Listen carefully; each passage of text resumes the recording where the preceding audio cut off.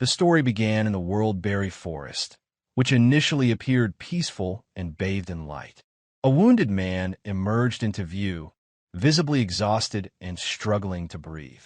His face bore signs of fatigue, and his injuries were evident, painting a grim picture of a situation. The man was surrounded by a group of hostile fighters, and several bodies lay scattered on the ground, marking the aftermath of a brutal battle. The leader of the opposing group sat leisurely, witnessing the enemy were dealt with. One of her attendees was waiting for someone to arrive, though they had yet to show, despite all efforts. He asked his leader, asking what they should do next. The leader's response was cold and firm, insisting that they be killed immediately. Without hesitation, a burly fighter charged forward, ready to carry out the command with a lethal strike. In a moment of terror, the wounded man braced himself, certain that the end was near. Just then, a young man appeared at high speed, intervening just in time to stop the blow, saving the wounded man from the fatal strike. With a swift motion, the newcomer flung the attacker aside, neutralizing the threat with ease. The wounded man's companions, seeing the young man's timely arrival, felt a surge of relief. They called out his name, Jaehyeon, expressing their gratitude for his quick rescue.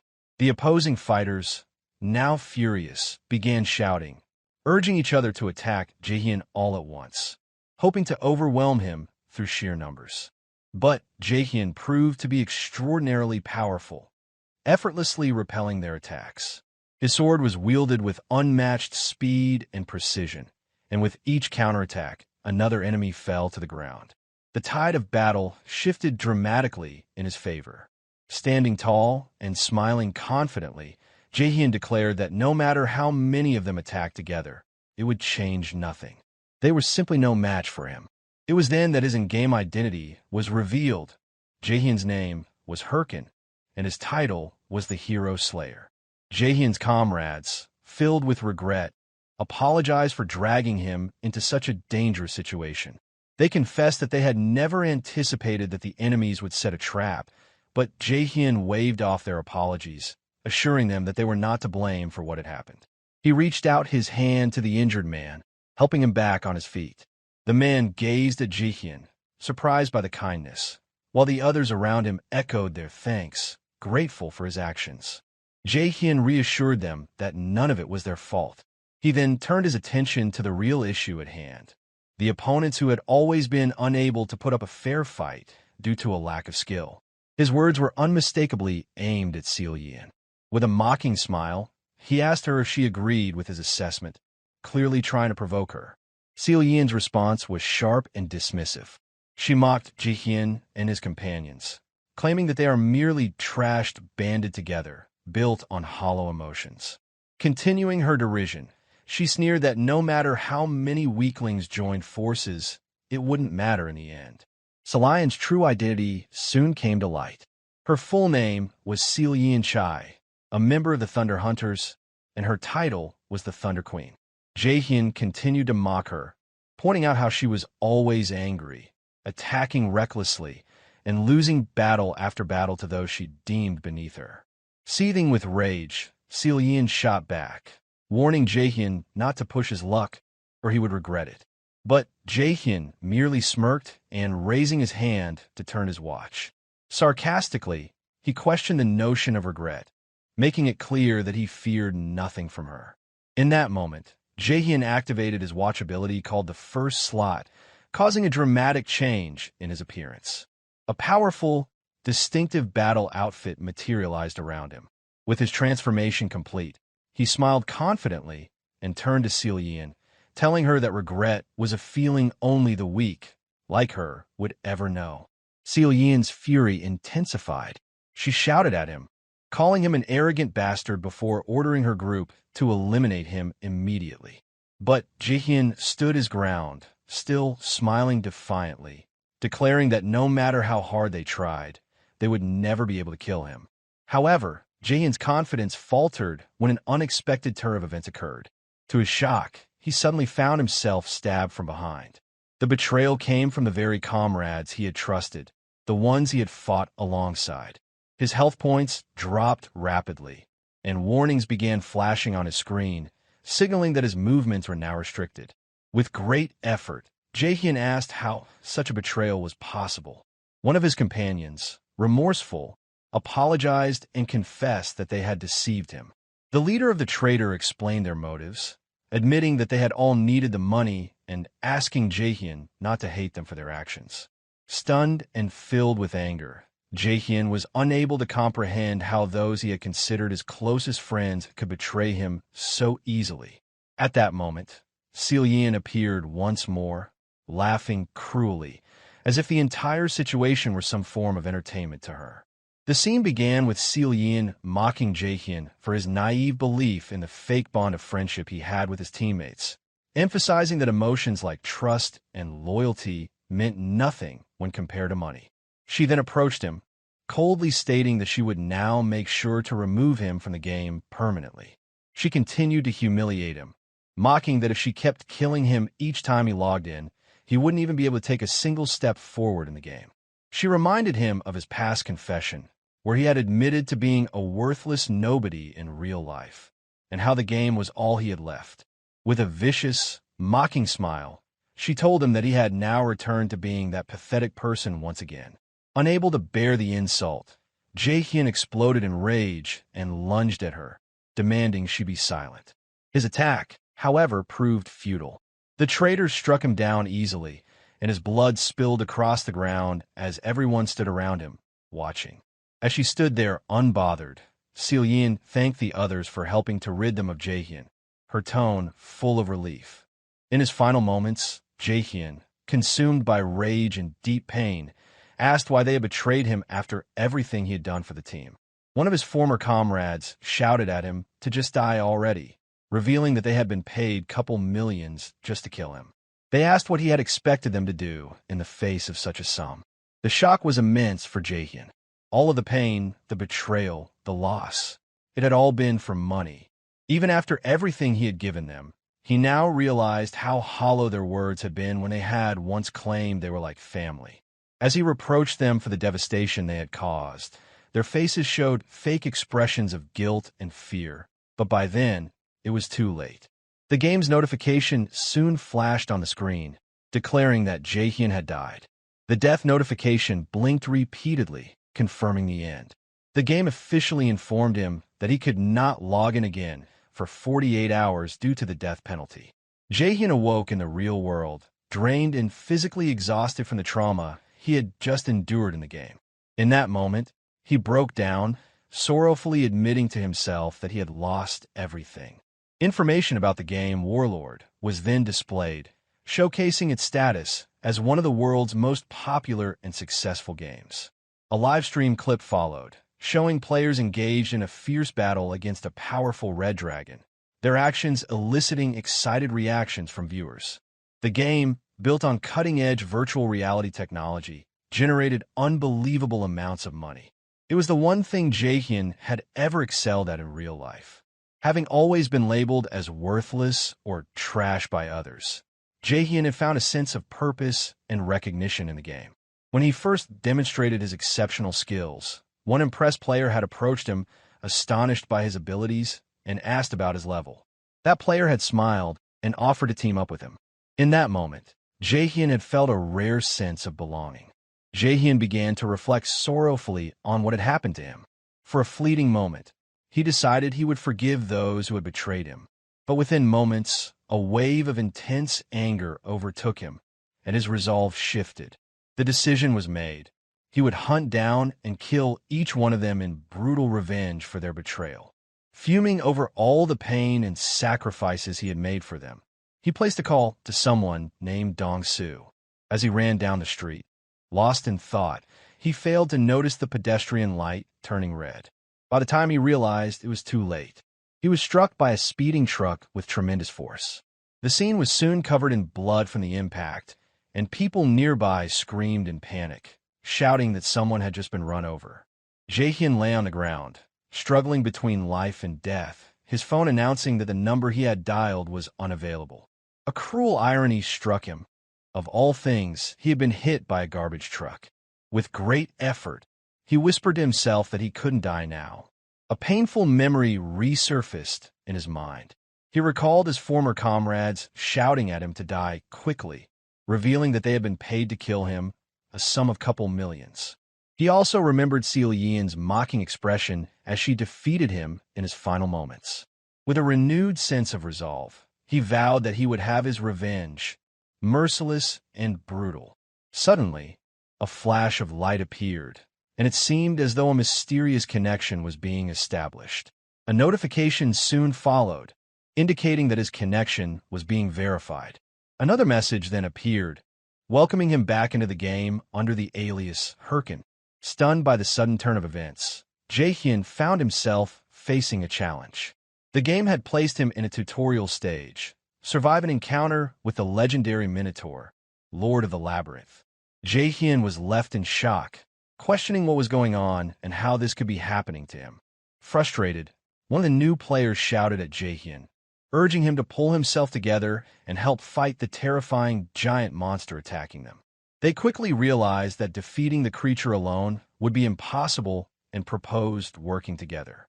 During the conversation, Jaehyeon expressed disbelief at the appearance of a monster that had been removed from the game 5 years ago due to its extreme difficulty. His teammate, visibly confused, responded that the game Warlord had only been released 10 months ago. Jaehyeon stood there, repeating in astonishment that the game had been out for just 10 months. His teammates noticed his strange behavior and asked what was wrong, clearly puzzled by his reaction to the new information. One of them urged him to focus and get ready, telling him to wait for the signal to move. However, Jaehyeon ignored the instructions and began walking ahead of the group without a word. His teammates, bewildered, called out to him, asking where he was going, but he continued to advance in silence, deepening their confusion. They shouted in disbelief, thinking his actions were reckless, especially with the powerful monster still in their path. At that moment, the beast charged at Jaehyeon with incredible ferocity, aiming to strike him down. His teammates yelled warnings, telling him he would die if he kept this up, but Jaehyeon showed no hesitation. He faced the monster head-on, exuding confidence and resolve.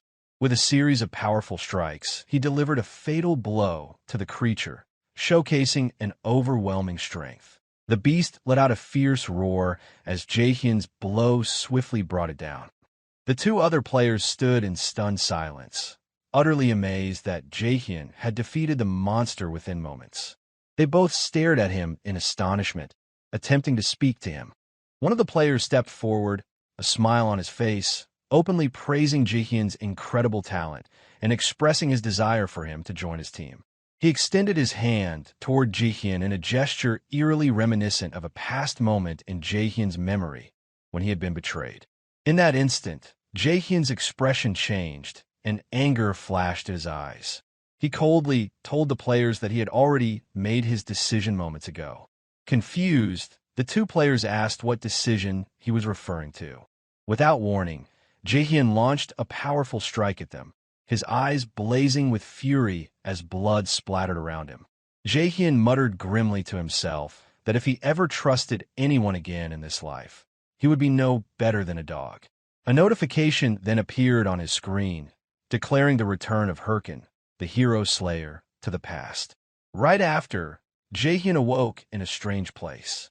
He removed a virtual reality helmet from his head and looked around in confusion, trying to figure out where he was. He quickly realized that he was inside a gaming store, specifically a gear shop that sold virtual reality equipment. As memories flooded back, Jaehyeon recalled that 5 years ago, he had been poor and used to play in the store because he couldn't afford his own gear. He wondered seriously if he had truly returned to the past.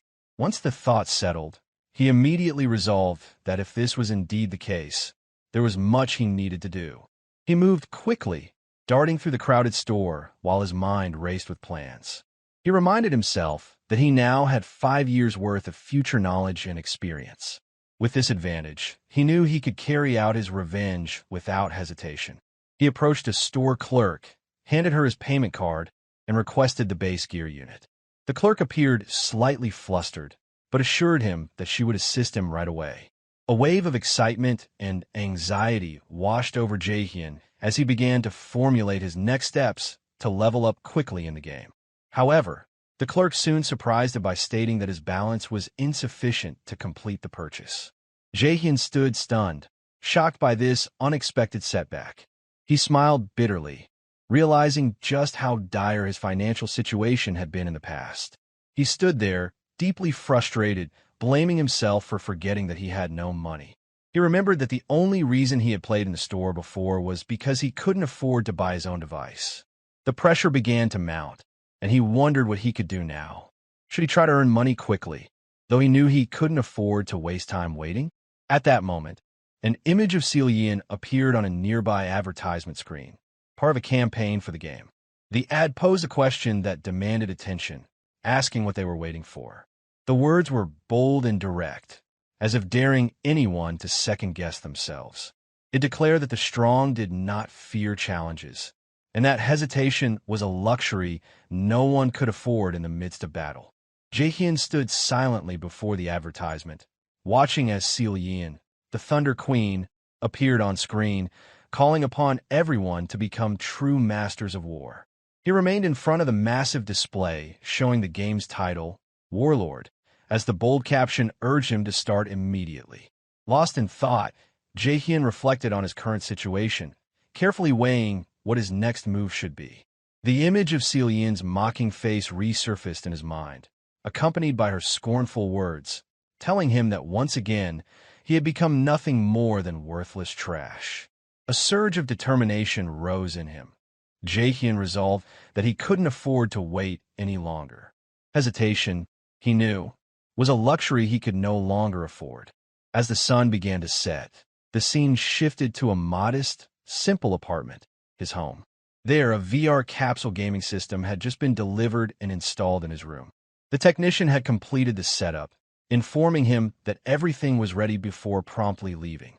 Jaehyeon responded with a brief, dismissive reply before falling deep into thought, holding a card in his hand. He reminded himself that the fastest way to get money was through this card. It was an advertisement for a quick and easy loan service. Not long ago, he had sat across from a man and requested a loan of 10 million won. The man had assured him, with casual indifference, that it could be arranged. But then the man had paused, adding ominously unsettling, gentle smile.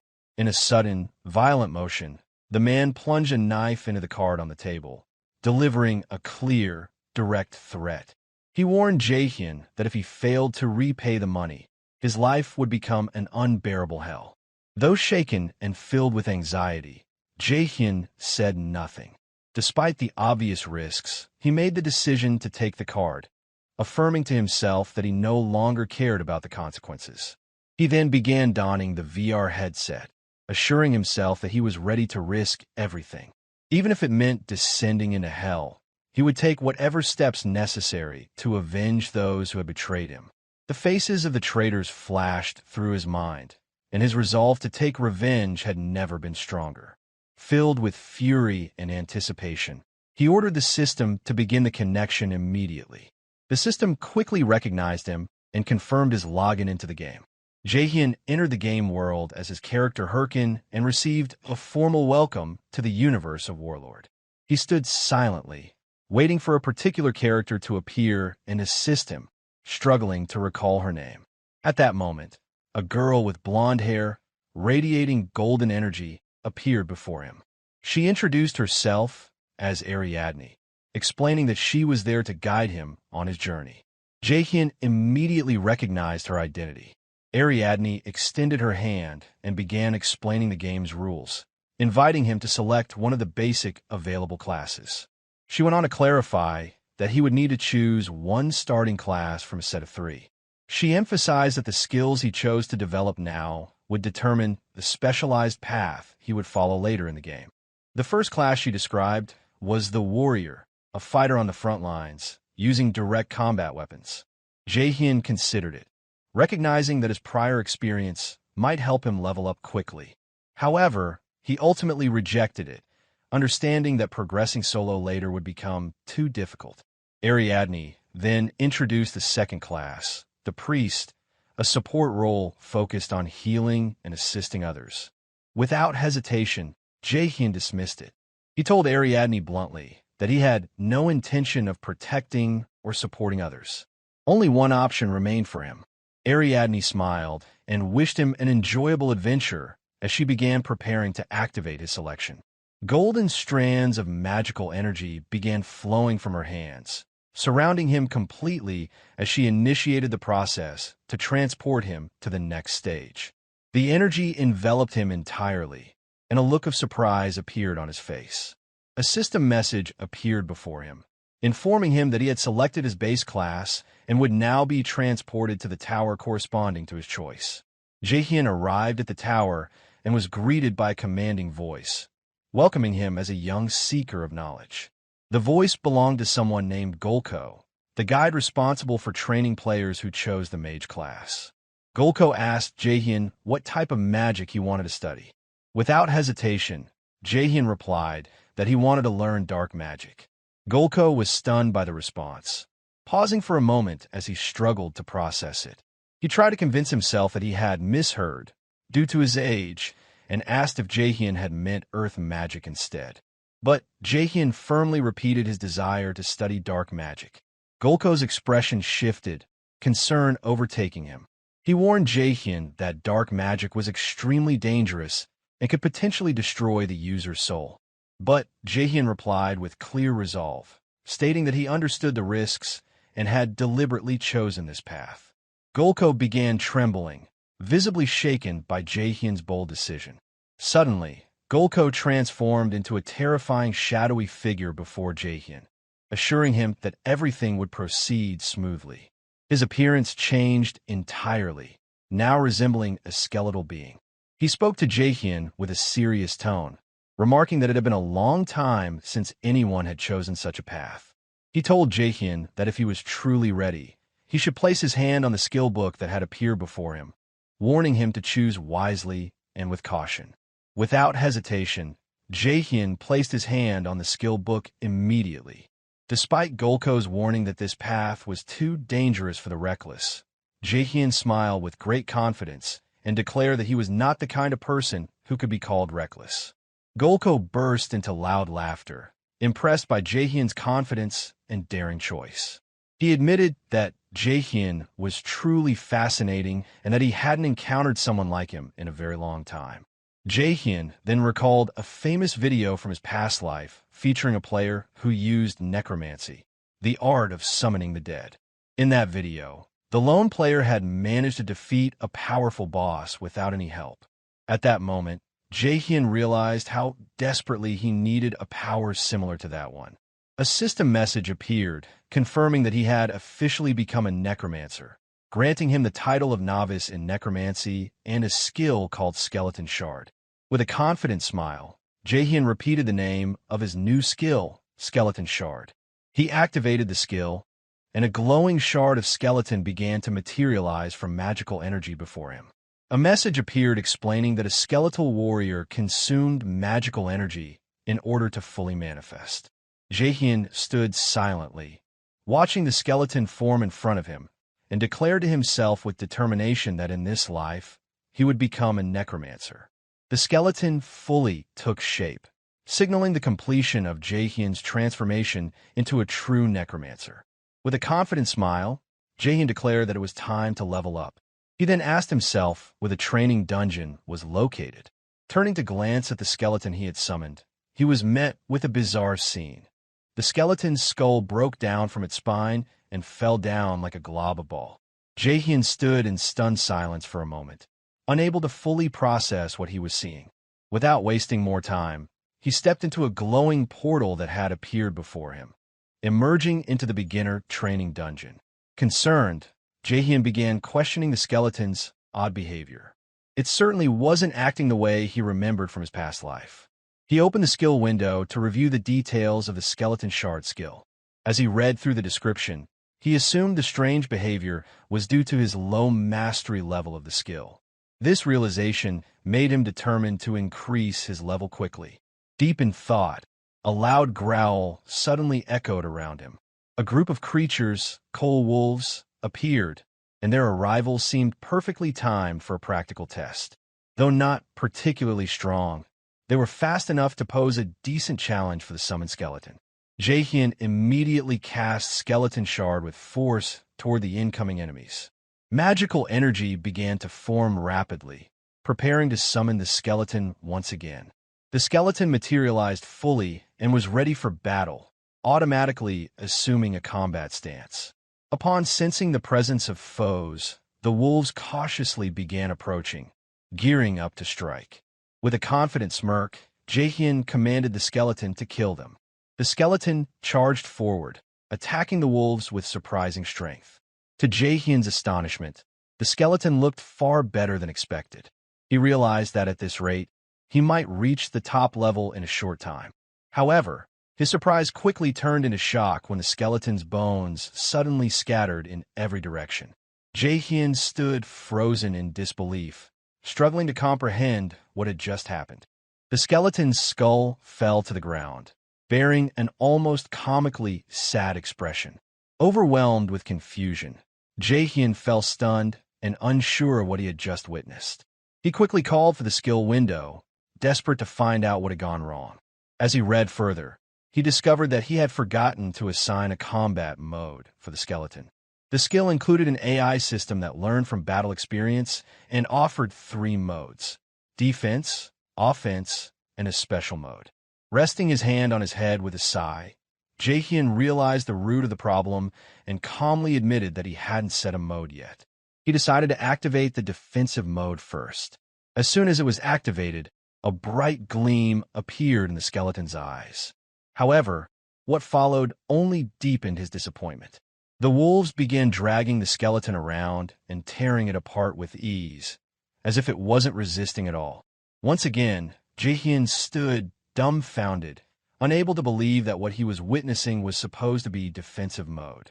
In a shaky voice and with growing desperation, Jaehyeon decided to activate the 3rd mode, the special mode, hoping it might finally work. It turned out that the skeleton had started dancing. Jaehyeon realized the situation had become disastrous after witnessing the skeleton's performance. Tears welled up his eyes as he blamed himself for how things had turned out. Jaehyeon collapsed onto the ground, overwhelmed by despair. He muttered to himself that he was on the verge of losing his mind. He attempted to delete the character he had chosen, but was met with a system message informing him that accounts less than 3 months old could not delete characters. Sitting helplessly, he lamented that he couldn't even change his selected class. The looming reality of his loan payments beginning the next month crossed his mind, and in frustration, he sarcastically thought that perhaps he should get run over again. The thought made him wonder why his luck was so terrible, especially since things had just started to improve slightly. His gaze then fell on the useless skeleton that had been of no help at all, further deepening his frustration and anger. He began scolding the skeleton, telling it that it was driving him insane and ordering it to stay still. Then he suddenly recalled a skilled necromancer from his previous life and wondered how that person had managed with skeletons like this one. An idea struck him. He reopened the skill description window and found something important he had missed before. The summoned creature was equipped with a deep learning system that allowed it to gain experience through combat. That was when Jaehyeon realized that the skeleton had been observing him during his battles with the coal wolves and learning from his actions. Standing next to the skeleton, he decided to make full use of this new information. With a confident smile, he spoke to the skeleton, trying to get its attention. The skeleton turned toward him, slightly confused. Jaehyeon, now brimming with confidence, addressed the skeleton, telling it that it was incredibly lucky to have a master like him. He went on to say that, despite appearances, people used to think of him as a genius, and he had trained all his former team members until they reached the top. He instructed the skeleton to remember one core rule in combat. Without warning, he lunged at it, landing a strike as he shouted that the rule was simple. If it couldn't dodge the attack, Jaehyeon stated that it will die. The skeleton took the blow hard and collapsed to the ground instantly. Jaehyeon struck again, knocking it down once more. Unrelenting, he told the skeleton to get ready for another attack and continued delivering a relentless series of blows. With every strike, the skeleton fell, but Jaehyeon showed no mercy, determined to train it. He then began giving the skeleton important combat advice, telling it not to stand there foolishly after being hit, but to think about how to counterattack after dodging. He asked if the skeleton understood, and it stood in a ready stance, signaling its understanding. Time passed, and the coal wolves respawned, launching another attack on the skeleton. This time, the skeleton quickly applied what it had learned, skillfully dodging the wolves' attacks. Seizing an opportunity, it delivered a powerful blow to one of the wolves. The skeleton continued fighting with impressive skill, while Jaehyeon watched in astonishment. Suddenly, the skeleton stopped and looked at Jaehyeon with deep admiration. He gently scolded it, reminding it that he had warned against losing focus during battle, but smiled slightly and told it that its last move hadn't been bad at all. As Jaehyeon continued training, the skeleton's shard skill began to improve rapidly. He felt a sense of joy and satisfaction when a message appeared before him, informing him that his player level had increased. He then moved on to Vigus Castle, a bustling beginner's village filled with new players. Walking through the village among the crowd, Jaehyeon reflected on the progress the skeleton had made. With just a few more days of training, it would be able to clear the training dungeon with ease. He also realized that the real challenge was about to begin and that his first goal would be reaching level 10. Suddenly, a voice called out to him. He turned toward the sound and saw a large man standing in front of him, surrounded by his followers. The man aggressively scolded Jaehyeon for bumping into his shoulder without apologizing. Jaehyeon assessed the group and thought to himself that they looked like nothing more than third-rate thugs. Annoyed at having his time wasted, he seriously considered killing them on the spot. Just as one of the men was about to attack, someone appeared, dressed in intricately drawn clothing, and effortlessly stopped the assault. The newcomer smirked and told the attacker that it wasn't right to hit people like that. The large man, furious, demanded to know who the stranger was and whether he was with Jaehyeon. The newcomer replied that he wasn't exactly with him. Jaehyeon instantly recognized the stranger. It was Matador Shev, a very powerful warrior from his previous life. He couldn't help but notice the man's massive muscles and his signature odd attire. Jaehyeon vividly remembered that Matador had been a first-class warrior and the strongest player in his past life. Confusion and unease filled him as he wondered why such a legendary warrior would be in this place. Meanwhile, Matador stood, his disapproval of the attacker's behavior evident in his sarcastic tone. The thug attempted to justify his actions, claiming that Jaehyeon had struck him first. He insisted that Matador had no right to intervene without knowing who Jaehyeon was. Matador, calm and composed, smiled as he responded, quoting an old saying about an eye for an eye, implying that Jaehyeon had every right to retaliate. The moment he spoke, Matador unleashed a fiery combat aura, which struck fear into the attackers. The large man froze, terror evident in his eyes, while Jaehyeon observed the situation closely. With his usual calmness and sarcasm, Matador remarked that the man had struck his palm with a fist first. A terrifying grin spread across his face, and he added that it was only fair to return the favor. Just then, one of the thug's companions screamed, warning him that the man before them was Matador Shev, a figure feared for his overwhelming strength. In a panic, the companion explained that Matador was the leader of the Red Bulls Guild, one of the top 30 guilds, and was famous for his obsession with fighting. He emphasized that Matador was the notorious fighter known as the Killer. The attacker's shock deepened as he questioned, in fear, why someone as famous as Matador would get involved in such a trivial matter. Matador advanced on him with a menacing gait, his voice cold and cutting as he demanded to know what the response would be now. The man froze in place, unable to utter a word. Within moments, he and his companions turned and fled, screaming apologies and terror-stricken at Matador's power. Matador smiled with satisfaction, pleased that the situation had been resolved with words alone. As the attackers retreated in fear, he turned to Jaehyeon with a friendly smile, asking if he was all right. He advised him not to pay attention to people like that. However, Jaehyeon quietly distanced himself from Matador, leaving him puzzled by the reaction. Before walking off, Jaehyeon coldly stated that he no longer needed his help before walking away. Matador stood in stunned silence, unsure of how to respond.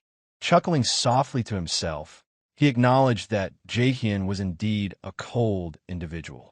As Jaehyeon moved farther away, anger and frustration welled up inside him. He couldn't shake the feeling of helplessness he had experienced in the face of Matador's overwhelming strength. His hand trembled from the intensity of that power, and he admitted to himself that fear had gripped him in that moment. Jaehyeon made a firm decision then. The next time he met Matador, he would be a completely different person. His expression hardened with resolve as he silently vowed to change. The scene then shifted back to the training dungeon, where flames flickered along the walls, casting shadows over the space. Jaehyeon sat alone, his mind preoccupied with the vast gap in strength between himself and formidable players like Matador. He thought of Matador and another figure named Cillian, realizing that their powers were nearly on par. If he sought revenge, he would need to grow much stronger than he was now. Suddenly, a powerful beast resembling a tiger appeared, launching a fierce attack. Jaehyeon's summoned skeleton quickly intervened, striking the tiger with skill and precision. The skeleton maintained its aggressive assault, dealing heavy damage to the beast. After a swift battle, a system notification appeared before Jaehyeon, informing him that the skeleton had successfully killed the tiger and that his level had increased once again. Despite the success, Jaehyeon was not satisfied. It had taken him 3 days to reach level 10, longer than he had expected. He looked at the skeleton, which appeared tired and worn out from the fight. He found its condition amusing, but a message soon appeared, congratulating Jaehyeon for finally reaching level 10 and informing him that the training dungeon had been cleared of monsters. The beginner's mark was removed from his profile, and the rewards began to transfer to him. Jaehyeon felt immense joy as the items arrived. A device called the War Watch materialized on his wrist, equipped with various features such as status, quests, map, inventory, and communication tools. Jaehyeon felt a surge of excitement at using this device again after such a long time. He requested his status window, and it soon appeared, displaying his updated information. Name, Herkin, level 10, class, Necromancer, along with his stats points in strength, endurance, intelligence, and mana. A message then appeared, prompting him to distribute his available stat points. Jaehyeon paused to think carefully. This was his first time allocating points, so he needed to be wise. A necromancer would naturally invest in magic or intelligence, but Jaehyeon smiled confidently and, to his surprise, chose to invest all his points into strength. Once the points were allocated, a message appeared confirming that his strength had increased by 50 points. Jaehyeon looked down at his hand with a deep sense of determination as a new system window appeared, confirming that his total strength had now reached 53 points. This was exactly what he had hoped for, and a surge of satisfaction washed over him, reaffirming that he had made the right decision.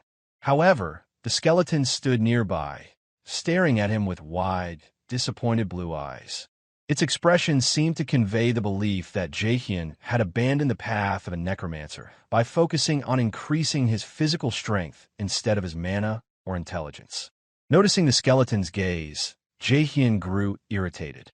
He crossed his arms and asked what the skeleton thought it was doing.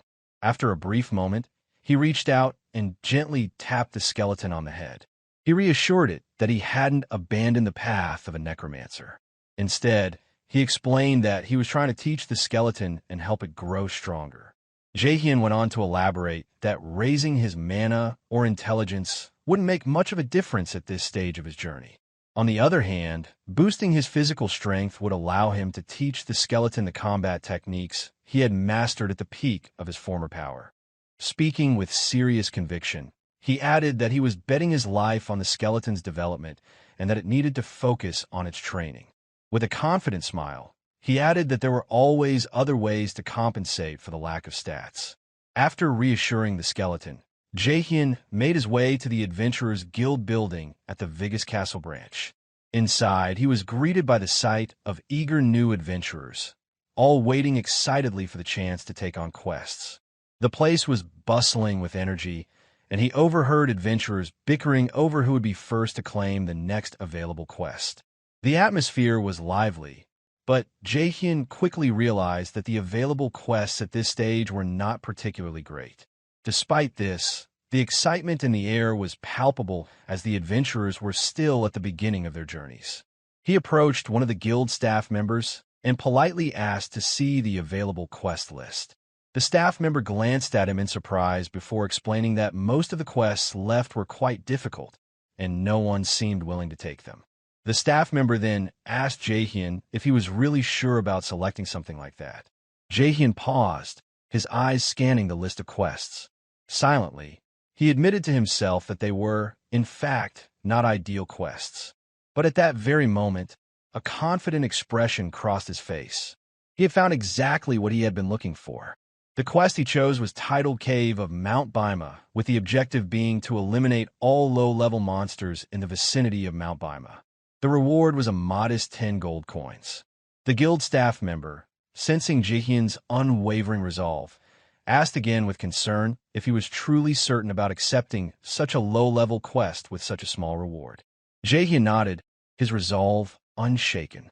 With a smile, he thought to himself that completing this task before reaching level 15 would grant him the rare title Prospect.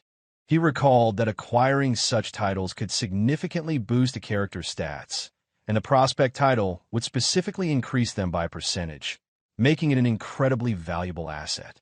Jaehyeon was confident that obtaining this title would mark the beginning of his journey to becoming an overpowered character. Excited, he made his way forward with the next step in his plan, preparing the necessary equipment. Jaehyeon arrived near Mount Bima, where the quest was to take place. However, as he stepped out to the light, his excitement quickly turned to shock and deep frustration. The gear he had obtained was ridiculous and completely unsuitable for the task at hand. He was wearing brightly colored, comically strange clothes that seemed entirely out of place for someone setting out to hunt monsters. He felt an overwhelming sense of embarrassment at his bizarre appearance, which was entirely inappropriate for the mission he had ahead. Anger and frustration bubbled up inside him as he stared at his reflection. Internally, he screamed in irritation. He had not had enough money to buy decent equipment, having spent most of his funds on the skeleton's gear. Now he was stuck with these low-quality items, which only added to his growing frustration.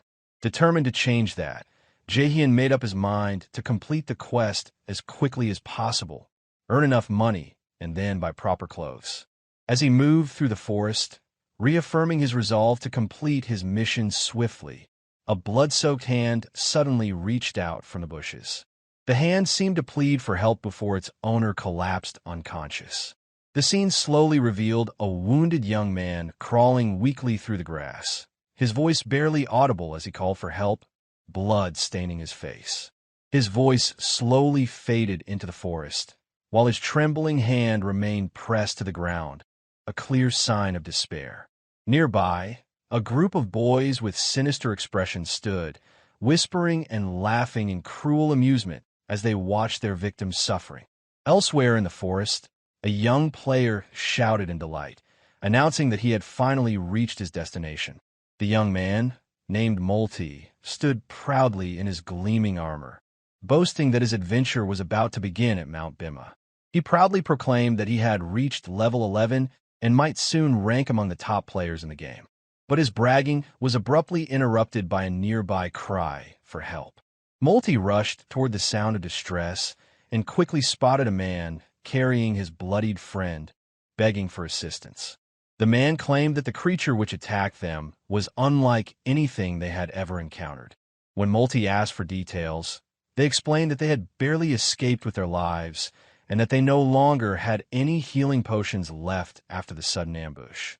The wounded men added that they had only fled by sheer luck, but without healing potions, his friend wouldn't survive for long.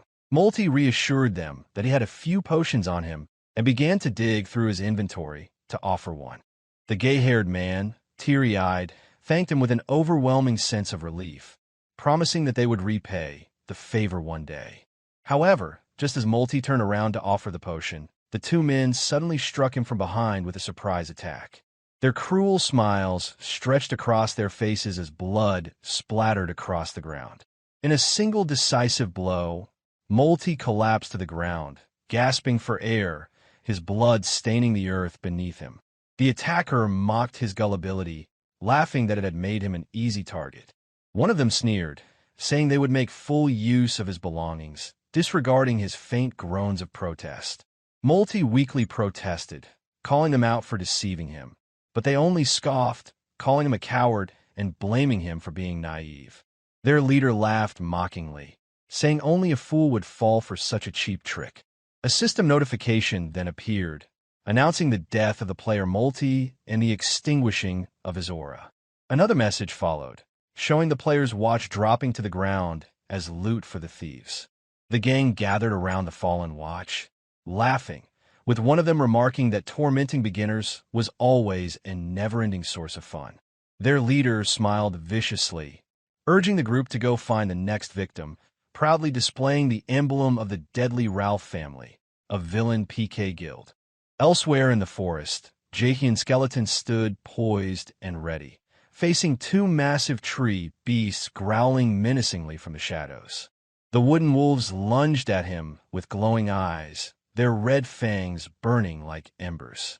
Jaehyeon raised a finger and declared the activation of attack mode, and the skeleton's eyes lit up with a piercing blue glow. The skeleton lunged forward, its glowing sword cutting through the air with a cold gleam. Its initial strike tore through one of the wolves, while the claws of the other shattered harmlessly against the blade. A stream of system notifications flashed across the screen, confirming that the skeleton had slain the ancient tree wolves and earned hundreds of experience points. Jaehyeon smiled faintly to himself, acknowledging that equipping his skeleton first had been the right decision from the start. He glanced down at his odd clothing, reminding himself that appearance didn't matter as long as it served its purpose. Meanwhile, the skeleton stood with its hands on its mouth in a comical gesture of embarrassment, as if it felt sorry for its master. Jaehyeon told the skeleton to stop acting so strangely and to prepare for the next task, explaining that they needed to level up quickly to complete their mission in the area. The skeleton picked up its weapon, ready to move forward. But just as they prepared to continue, an arrow shot through the air at high speed from a distance, striking the skeleton in the head and causing it to freeze in place, stunned. Jaehyeon was caught off guard by the sudden attack, looking around cautiously to identify the source. Two men soon approached, one of them quickly apologizing for the accidental shot, claiming he had mistaken them for monsters from a distance due to their appearance. The men approached with an apologetic demeanor, trying to explain the situation, while the skeleton remained on guard, prepared to protect its master. Jaehyeon accepted their apology coolly, but began to feel suspicious. Their odd expressions and the tension in the air made him uneasy. He quickly noticed a player's watch on one of their wrists and a blood-stained knife hidden behind the other's back, deepening his doubts about their intentions. Jaehyeon muttered to himself, scoffing at their nerve, and immediately realized they were planning to deceive him. But then, he suddenly smiled, deciding to play along. He told them that he might be willing to forgive the incident if they gave him just one mana potion as compensation. The two men pretended to be embarrassed, claiming they didn't have any mana potions, but they offered to help him level up as a way to make up for their mistake. Jaehyeon raised an eyebrow and asked if they were sure they wanted to help him. They quickly confirmed that it was the least they could do after what had happened. At that moment, the roar of beasts echoed through the forest. One of the men smiled, saying it was the perfect time to start leveling. They explained their plan to Jaehyeon. They would attack and weaken the monsters, and all he had to do was land the final blow to earn the experience points. Jaehyeon agreed, still watching them with caution as they whispered among themselves, reaffirming their malicious plan. The large warrior stepped forward, provoking the wooden wolves and drawing their rage just as they had planned. The mage accompanying the thieves cast a spell that enhanced the monster's attack power, causing its claws to glow with a terrifying red energy. With a sinister smile, he deliberately pushed one of the wolves toward Jaehyeon, pretending it was an accident as part of their trap. Jaehyeon was caught off guard when the wolf charged directly at him, its glowing claws outstretched. Instinctively, he raised his arms, preparing for the attack. From a distance, the group of thieves watched, expecting Jaehyeon to be easily overwhelmed by the sudden assault. But much to their surprise, Jaehyeon swiftly defeated the wolf with the assistance of his skeleton. He then turned to scold the skeleton for reacting too slowly, shaking his head in mock disapproval. With a confident smile, he gave the thieves a thumbs up and told them to continue their support, leaving them stunned by his unexpected strength. The two men, growing anxious and increasingly afraid, began to question Jaehyeon's true level and abilities. They quickly decided to alter their strategy, thinking that perhaps a larger wave of monsters would be enough to overpower him. They sent a fresh batch of beasts to attack all at once, hoping to catch him off guard. During the chaos of the group attack, the warrior seized the opportunity to ambush Jaehyeon. He lunged at him from behind, raising his heavy hammer high and shouting that this time he wouldn't miss his finishing blow. Full of confidence, he swung the hammer with all his might, certain it would land squarely on its target. But to his utter shock, Jaehyeon dodged the strike with perfect timing, slipping away as the warrior's hammer missed by mere inches. The man screamed in disbelief as he watched his attack fail before his eyes. Jaehyeon moved with astonishing speed, sliding his sword beneath the warrior's massive arm, slicing through his body with precision. The warrior staggered backward, blood bursting from the deep gash in his chest, while the skeleton attacked from another angle. The remaining two thieves watched in shock, unable to comprehend what they were witnessing. One of them shouted in disbelief, his voice trembling as he called out to his companions. Jaehyeon ordered the skeleton to launch another attack, prompting its eyes to glow a brilliant blue in preparation for the command. Together, they dashed forward at incredible speed, closing the distance between them and their opponents in mere seconds. One of the thieves began to scream, begging them to stop so they could talk, but Jaehyeon ignored him entirely. With a swift, coordinated strike, Jaehyeon and the skeleton delivered a double blow that landed with incredible force. Both thieves were knocked off their feet, their cries of pain echoing through the forest. The force of the blows sent them flying through the air, while Jaehyeon and the skeleton stood firmly in place, surrounded by a wave of blue energy they had unleashed. Jaehyeon turned away, coldly stating that he knew exactly what kind of people they were. He added that they always betrayed those who trusted them and robbed them of everything. Slowly, he stepped toward one of the wounded thieves and told him that such a trick might have worked on him in the past, but no longer. The injured thief began to plead for mercy, promising to give Jaehyeon everything he had in exchange for his life. But Jaehyeon was unmoved, cutting him off with two simple words, declaring that he no longer trusted humans. Without hesitation, he struck the man with a finishing blow, ending his life in an instant. A system notification appeared on the screen, announcing that the player Ralph had died and that 8 watches had been dropped without an owner. Jaehyeon looked down at the spoils, calmly stating that in the current situation, there was only one logical choice: to make the most of these rewards, starting with the clothes. Meanwhile, the skeleton, seemingly venting its frustration, aggressively kicked the corpse of the massive warrior. Though blood covered its bones, the skeleton seemed oddly moved as it looked at Jaehyeon. Sensing its unease, Jaehyeon gently asked if the skeleton wanted something for itself. He approached the skeleton, reaching out to envelop it in a magical blue light that healed its injuries. The skeleton, clearly excited, lifted its sword high as it stood proudly in its new pair of pants, looking every bit the warrior it had become. Jaehyeon laughed and asked if it really liked its new look that much. Then, in a calm tone, he remarked that appearance didn't matter in a game. What truly mattered was the core of one's strength. Despite this, Jaehyeon couldn't help but show off as he walked around in his newly acquired outfit. He chuckled slightly, whispering to the skeleton that the war watches they had obtained were truly a treasure. He explained that when a player's war watch was sold, a random item from its inventory was dropped as loot.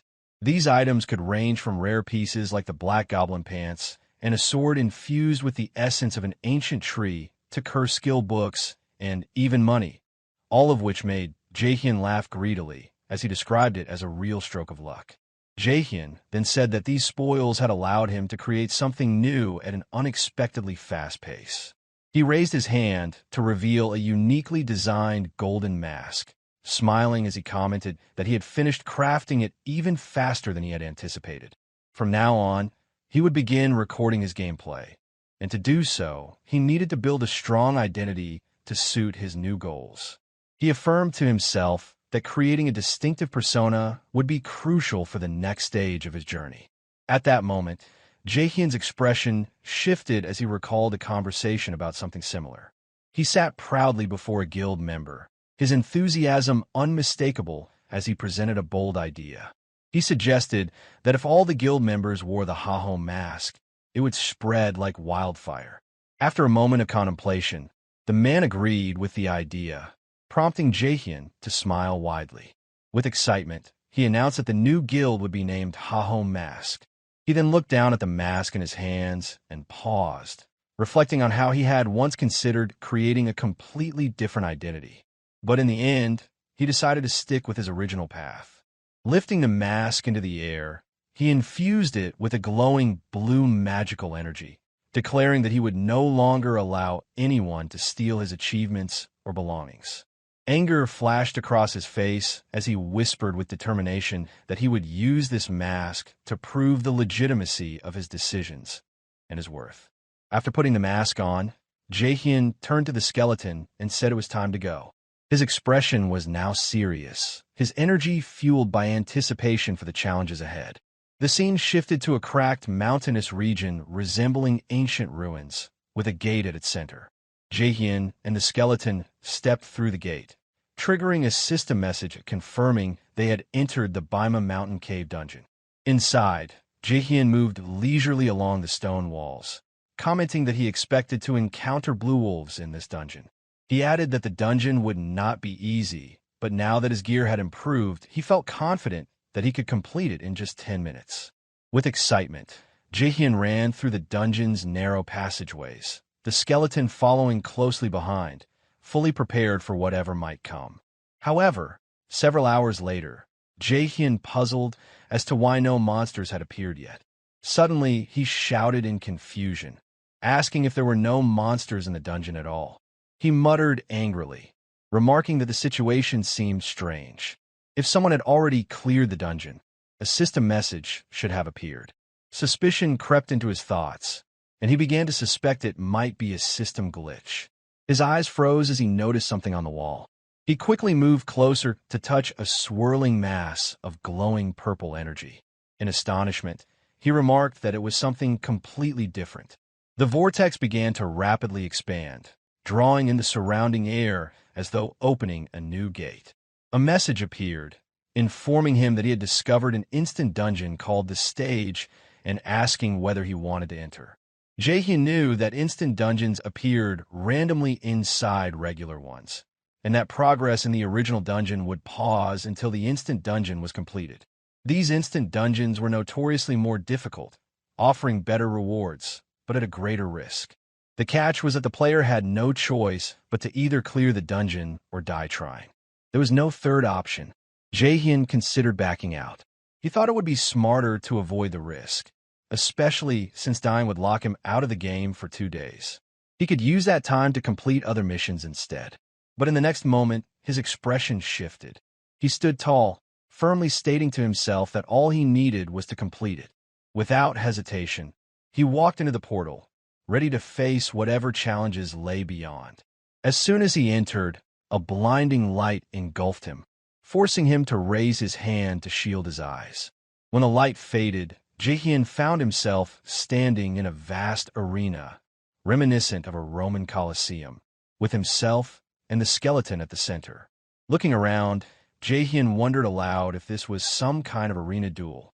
Despite the nerves tightening in his chest, he asked what kind of opponent they might be facing. Suddenly, the ground began to shake, and Jaehyeon glanced around in confusion, asking what was happening. Then, without warning, a massive werewolf-like creature appeared, standing tall before them. It glared menacingly, ready to strike. The giant werewolf roared, its terrifying sound echoing through the arena. A label appeared above it, identifying it as a corrupted werewolf, with no level displayed.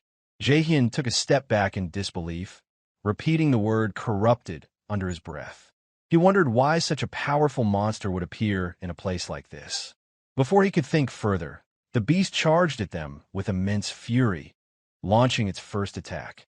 The shockwave of the strike rippled through the arena, and Jaehyeon was struck directly by the blow. It sent him flying backward, crashing painfully into the wall. Meanwhile, the arena was clouded in dust and smoke, and the skeleton stood amidst it, startled by what had just happened to Jaehyeon. The skeleton planted its feet firmly into the ground and raised its sword, the low sound it made signaling its readiness to defend to the end. Despite the danger, Jaehyeon stood up again, smirking sarcastically. He chuckled, remarking on how absurd the situation was becoming. Then, he laughed loudly, as if the surprises wouldn't stop today. He noted that corrupted monsters were usually tied to main quests, making him lucky to have encountered one now. With a sly grin, he ordered the skeleton to prepare for battle, joking that if they didn't defeat this monster, they wouldn't be eating dinner tonight. With a confident grin, Jaehyeon charged directly at the beast, eager to begin the fight. The skeleton already stood firm, and together, they advanced quickly and cautiously toward their opponent. The skeleton raised its sword high, and Jaehyeon used it as leverage to propel himself into the air, leaping high above the werewolf. The corrupted beast looked up in surprise, watching Jaehyeon as he prepared to strike from above. Excitement flickered across the werewolf's face, its eyes gleaming as though it were about to enjoy a delicious meal. At the same time, Jaehyeon summoned dark energy from within himself, preparing a new skill to unleash on the beast. Dark purple energy surged into his weapon, and with a fierce declaration, he activated the skill, Demon's Curse. As the skill took effect, the dark energy coiled around the werewolf, and shock spread across its face. The attack struck directly, causing the beast to stagger back with a cry of pain. Jaehyeon's blow successfully severed its arm. An assist message confirmed that the skill had been activated and that the enemy's attributes had decreased by 10%. Jaehyeon smiled with satisfaction, acknowledging that the skill wasn't bad for a first-time use. However, the monster wasn't finished. It roared in anger and resumed its attack, launching a furious punch at Jaehyeon. He braced himself for impact, but before the blow could land, a new notification flashed on the screen, announcing that the corrupted werewolf had entered a berserk state and that all status effect had been completely removed. Jaehyeon let out a dry laugh, sarcastically acknowledging how foolish it was to think that an instant dungeon would be that easy. At that moment, he knew it was time to use a special skill he had been saving for later. He raised his hand, pressing the device on his wrist to activate the new ability.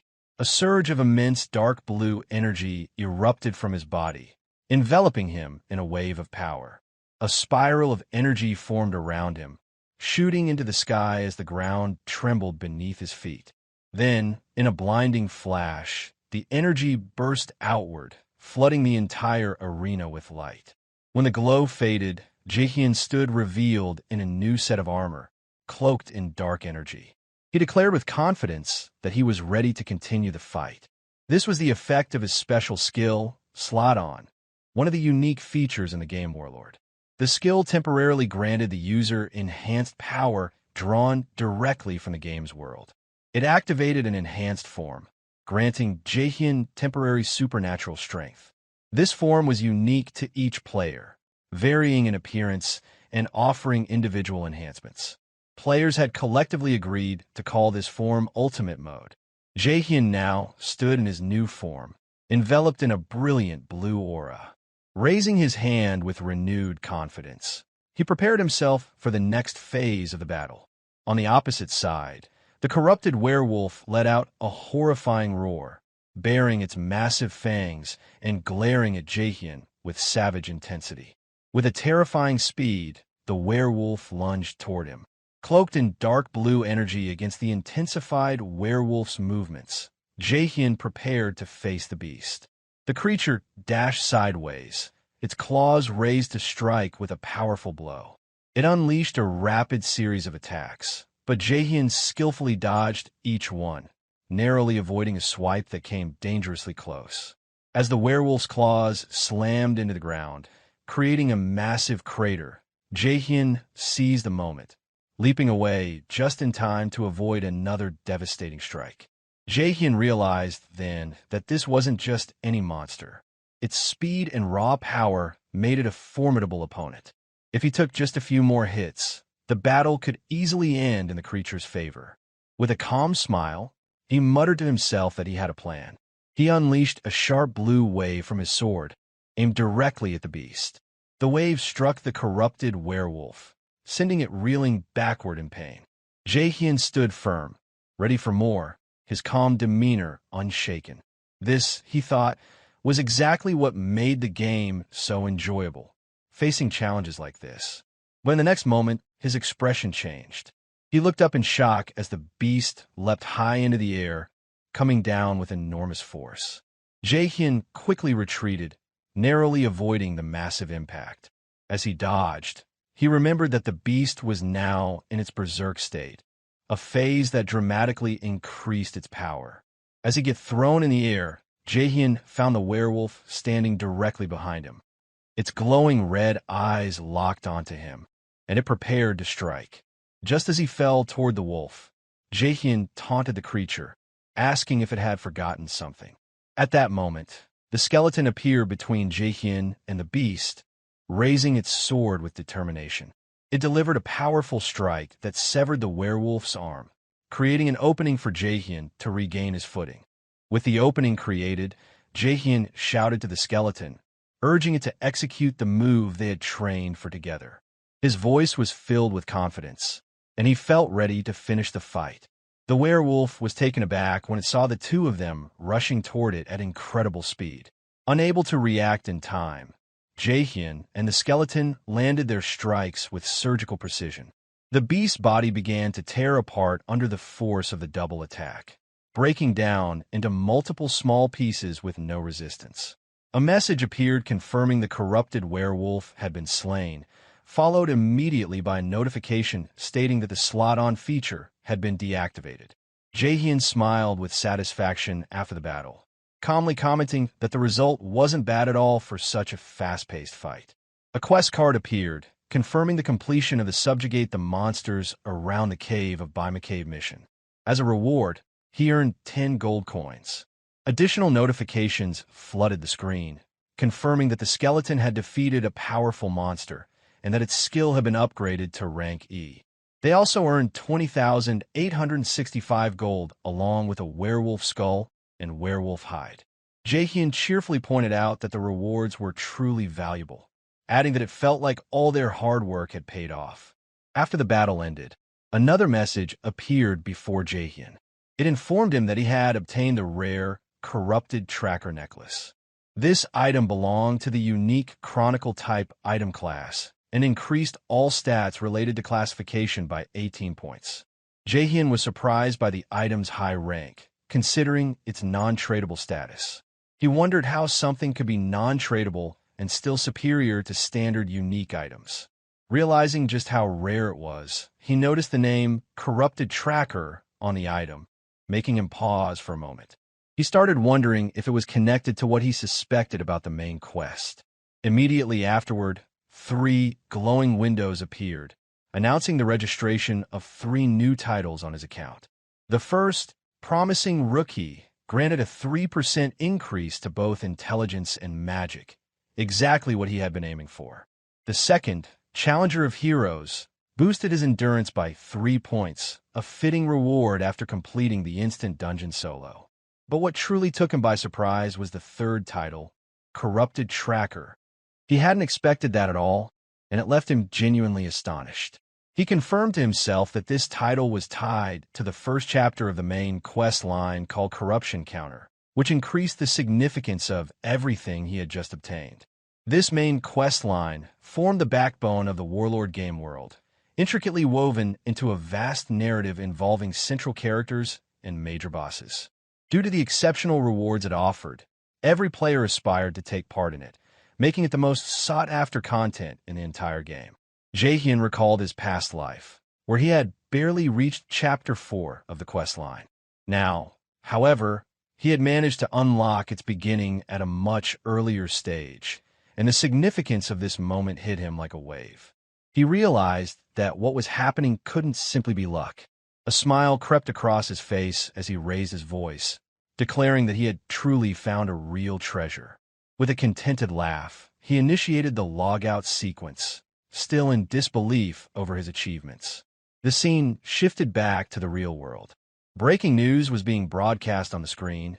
Guild Hydra had officially entered the final chapter of the Count Corruption scenario, aiming to complete it within 3 months. Jaehyeon sat silently before the screen, a cup in hand, his face marked by deep contemplation. He wasn't sure whether to feel pride or frustration at the speed of others' progress. Sarcastically, he commented on his own fortune, his frustration evident as he lamented the fact that someone had already reached the final chapter of the quest.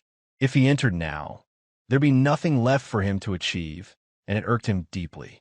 He wondered aloud whether he should stop trying for now and instead prepare for the next chapter later on, allowing others to get ahead while he regrouped. But after a brief moment of silence, something sparked within him. A look of inspiration crossed his face, and he suddenly realized something that shifted his whole perspective. The entire world was currently focused on the Count Corruption quest, which was nearing its conclusion.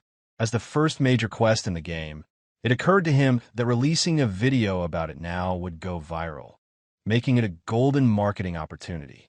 He began imagining the number of views his video could rack up, picturing himself as a king sitting on a throne, surrounded by wealth and success.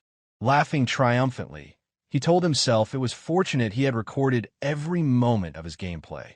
Now realizing that editing and uploading it immediately to the video platform would be his big break. He added that editing was the key to making the video shine, and he couldn't entrust such an important task to just anyone.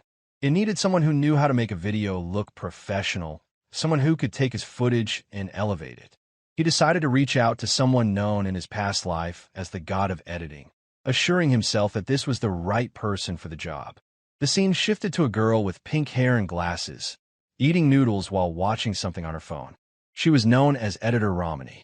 As she scrolled through her feed, a notification popped up requesting video editing for a dungeon clear video from a player named Herkin, listed as level 15. She was initially surprised by the request, laughing sarcastically as she questioned what kind of video a newbie like that could possibly offer after clearing a dungeon. She assumed he was just another rich beginner trying to show off online. But suddenly, her expression shifted. She jumped up from her seat, a gasp escaping her lips, as if she had found something completely unexpected. She leaned toward the screen, her eyes locked on it with intense focus, and whispered to herself that she had found it. Romani, the freelance video editor known by the nickname Hellmouth, was staring at her phone, her face filled with astonishment. She shouted with excitement, clearly elated that she had found her inspiration. Meanwhile, in a different part of the city, a woman stood in her luxurious apartment, gazing out at the sprawling cityscape while holding a tablet in her hands. As she calmly observed the view, an employee rushed into the room, addressing her as director and asking if she had called for him. The woman informed him that a new video related to the Count Corruption quest had just been uploaded. She explained that the video was particularly intriguing because it featured a level 15 player defeating a corrupted werewolf alone, an achievement that had never been done before. Shocked, the employee confirmed that their team had reviewed the footage and confirmed that the player's level was indeed low. He suggested that, based on this, there was no immediate need to give the video much attention. On the other hand, the woman admitted, she personally found the video enjoyable. She smiled, confident in her assessment. She said that she wanted this player. With unwavering determination, she added that she wanted him brought to her immediately. At that moment, her identity was revealed. She was Celine Chai, the top figure in the financial world, and the ace of the massive Thunder group in the world of Warlord. However, in the game, she was known as Sir, the Queen of Thunder, the very person who had schemed against Jaehyeon in the previous timeline.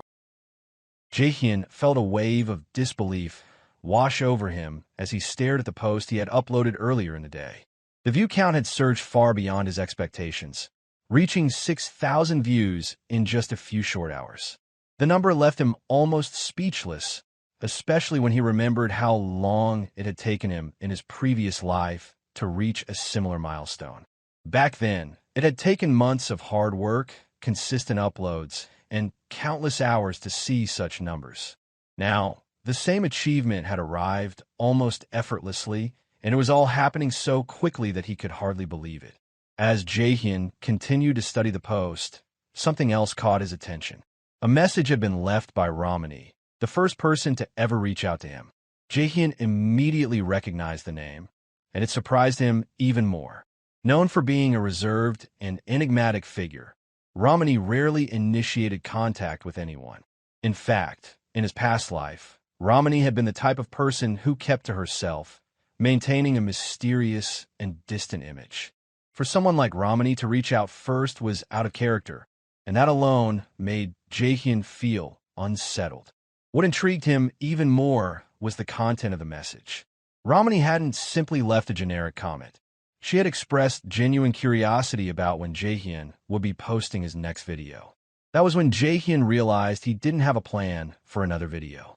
He hadn't anticipated such attention so soon, and he certainly hadn't thought ahead about future content. His mind raced, and he understood that finding another rare monster like the corrupted werewolf, an enemy that had made his first video so captivating, wouldn't be easy. But as the minutes passed, Jaehyeon began to formulate an idea. Determined to come up with something else worth recording, he set his mind on preparing for the future. Meanwhile, somewhere else, a ranker named Shev was completely absorbed in Jaehyeon's video. He had already replayed it multiple times, each time drawn in by the smoothness and precision of Jaehyeon's movements. There was something mesmerizing about the way Jaehyeon fought, how every action was deliberate and flawless. Shev found it hard to look away, and no matter how many times he watched, he never grew tired of it. As he continued to watch, Shev's gaze shifted to Jaehyeon's face. There was something vaguely familiar about it. He couldn't place where he had seen it before, but the image of Jaehyeon's face kept nagging at him, as though it should trigger some memory. It felt like someone he should know, but the connection remained elusive. Puzzled and slightly uneasy, Shev decided to share the video with Yell. He hoped that maybe someone else could shed some light on the mystery. Yell watched the video with a detached interest, but she didn't seem nearly as affected as Shev.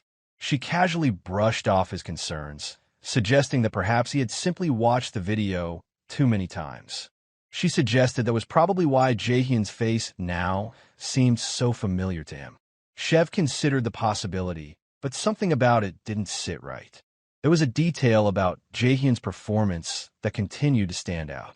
Despite being a beginner, Jaehyeon's movements showed no sign of hesitation or awkwardness. They were as fluid and confident as any seasoned fighter. Shev couldn't help but admire this, and he found himself thinking that Jaehyeon was unlike anyone he had ever seen. He even compared him to powerful necromancers and skilled combat experts, thinking that Jaehyeon might truly be a genius. The thought of a duel with Jaehyeon was irresistible to Shev. He longed to test his own skills against someone he regarded as so extraordinary, but he wasn't sure if Jaehyeon would ever agree to such a challenge. As Shev pondered this idea, Yell suddenly interrupted his tirade, reminding him that they had a live video session starting in just a few minutes. She told him he needed to get ready, snapping Shev back to reality. Shev had completely forgotten about the live event. Hearing Yell mention that over 200,000 people had already bought tickets to see his performance jolted him into action. With that number in mind, he quickly resolved to give his fans the best performance he could. As the live stream began, Shev was greeted by the enthusiastic cheers of his fans. Their loud support filled the air as they called out his name, welcoming him with excitement. Shev stood before the dungeon entrance, ready to step through the gate as it materialized in front of him. He had been waiting for this moment, and now the opportunity was finally here. Meanwhile, Jaehyeon was already at the Figus Castle Guild branch, hoping to collect a new quest. However, when he approached the staff, they informed him that no quests were available at that time. Jaehyeon had expected that there might be only a few quests, but he hadn't anticipated that there would be none at all. The news left him feeling disheartened, and he started to entertain the thought that he might need to pause his video-making endeavors due to the situation. Mulling his circumstances at a table, Jaehyeon heard Hotan's greeting, who had emerged from the back. Hotan quickly recognized Jaehyeon as the adventurer who had cleared the dungeon in Baima Mountain. When Jaehyeon heard someone speaking his name, he lifted his head and immediately remembered that Hotan was the one who had given him that quest. Hotan walked over and introduced himself, then asked if Jaehyeon could spare a few minutes for a conversation. Jaehyeon agreed, and Hotan began to explain that he had heard about a mutant being discovered inside the Baima Mountain Cave. Jaehyeon was confused because he didn't recall any quest mentioning a mutant. However, he did recall seeing a werewolf with unusual eyes during his time in the cave. Hotan listened intently, believing Jaehyeon's words without hesitation, and began to wonder aloud if the creature Jaehyeon had encountered was possibly affected by the dark power of the corrupt ones. Still confused, Jaehyeon asked what Hotan meant by corruption. Hotan explained that even the Raiders Association had not yet been able to clearly identify what these corrupted beings really were, but was certain that the strange power emanating from them was the cause of many monsters becoming increasingly wild in recent times. Hotan was convinced that the dark force behind these creatures was the source of much of the chaos spreading across the land, and he warned Jaehyeon that many people may have already fallen victim to this corruption without even realizing it. Given the growing threat, Hotan revealed that the Raiders Association had placed a bounty on the corrupted beings, hoping that brave adventurers would step up to stop them. Before Hotan could finish explaining, Jaehyeon stood up with a determined look in his eyes and reached out, grabbing Hotan's hand. He told Hotan that he wanted to help, and he saw this mission as a hidden quest, one worth pursuing no matter the danger. Although Hotan initially thought it was too soon for someone like Jaehyeon to take on such a perilous task, Jaehyeon's unwavering resolve made it clear that he wasn't going to back down. Seeing this, Hotan reluctantly agreed, deciding to give Jaehyeon a chance based on how well he performed in the future. Hotan then spoke of a person named Himbre, who resided in Bangsu Castle, the eastern counterpart of Figus Castle.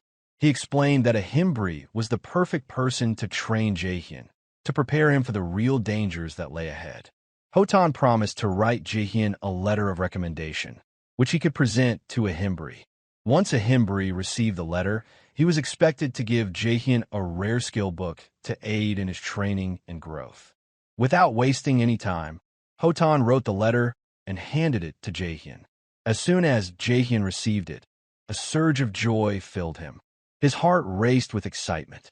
Without a moment's hesitation, he rushed out of the building, overwhelmed by the opportunity that lay ahead. He could hardly believe what was happening. The thought of becoming Himbre's student was almost surreal. Himbre wasn't just any teacher. He was one of the 7 disciples of the great mage Boken, a figure highly respected in the world of magic, known for his expertise and for providing rare and powerful skill books. Himbre was an NPC that many mages could only dream of meeting. Jaehyeon knew that receiving training from Himbre would be an incredible honor, and he could feel his future in magic starting to take shape. Jaehyeon thought to himself that with proper training under Himbre, he would no longer need to worry about finding enough material for his future videos. This new path could be the key to everything changing for him, offering more opportunities and content than he had ever imagined. As he ran toward Bangsu Castle, eager to meet Himbre, a sudden realization hit him. There was something important he had to do first.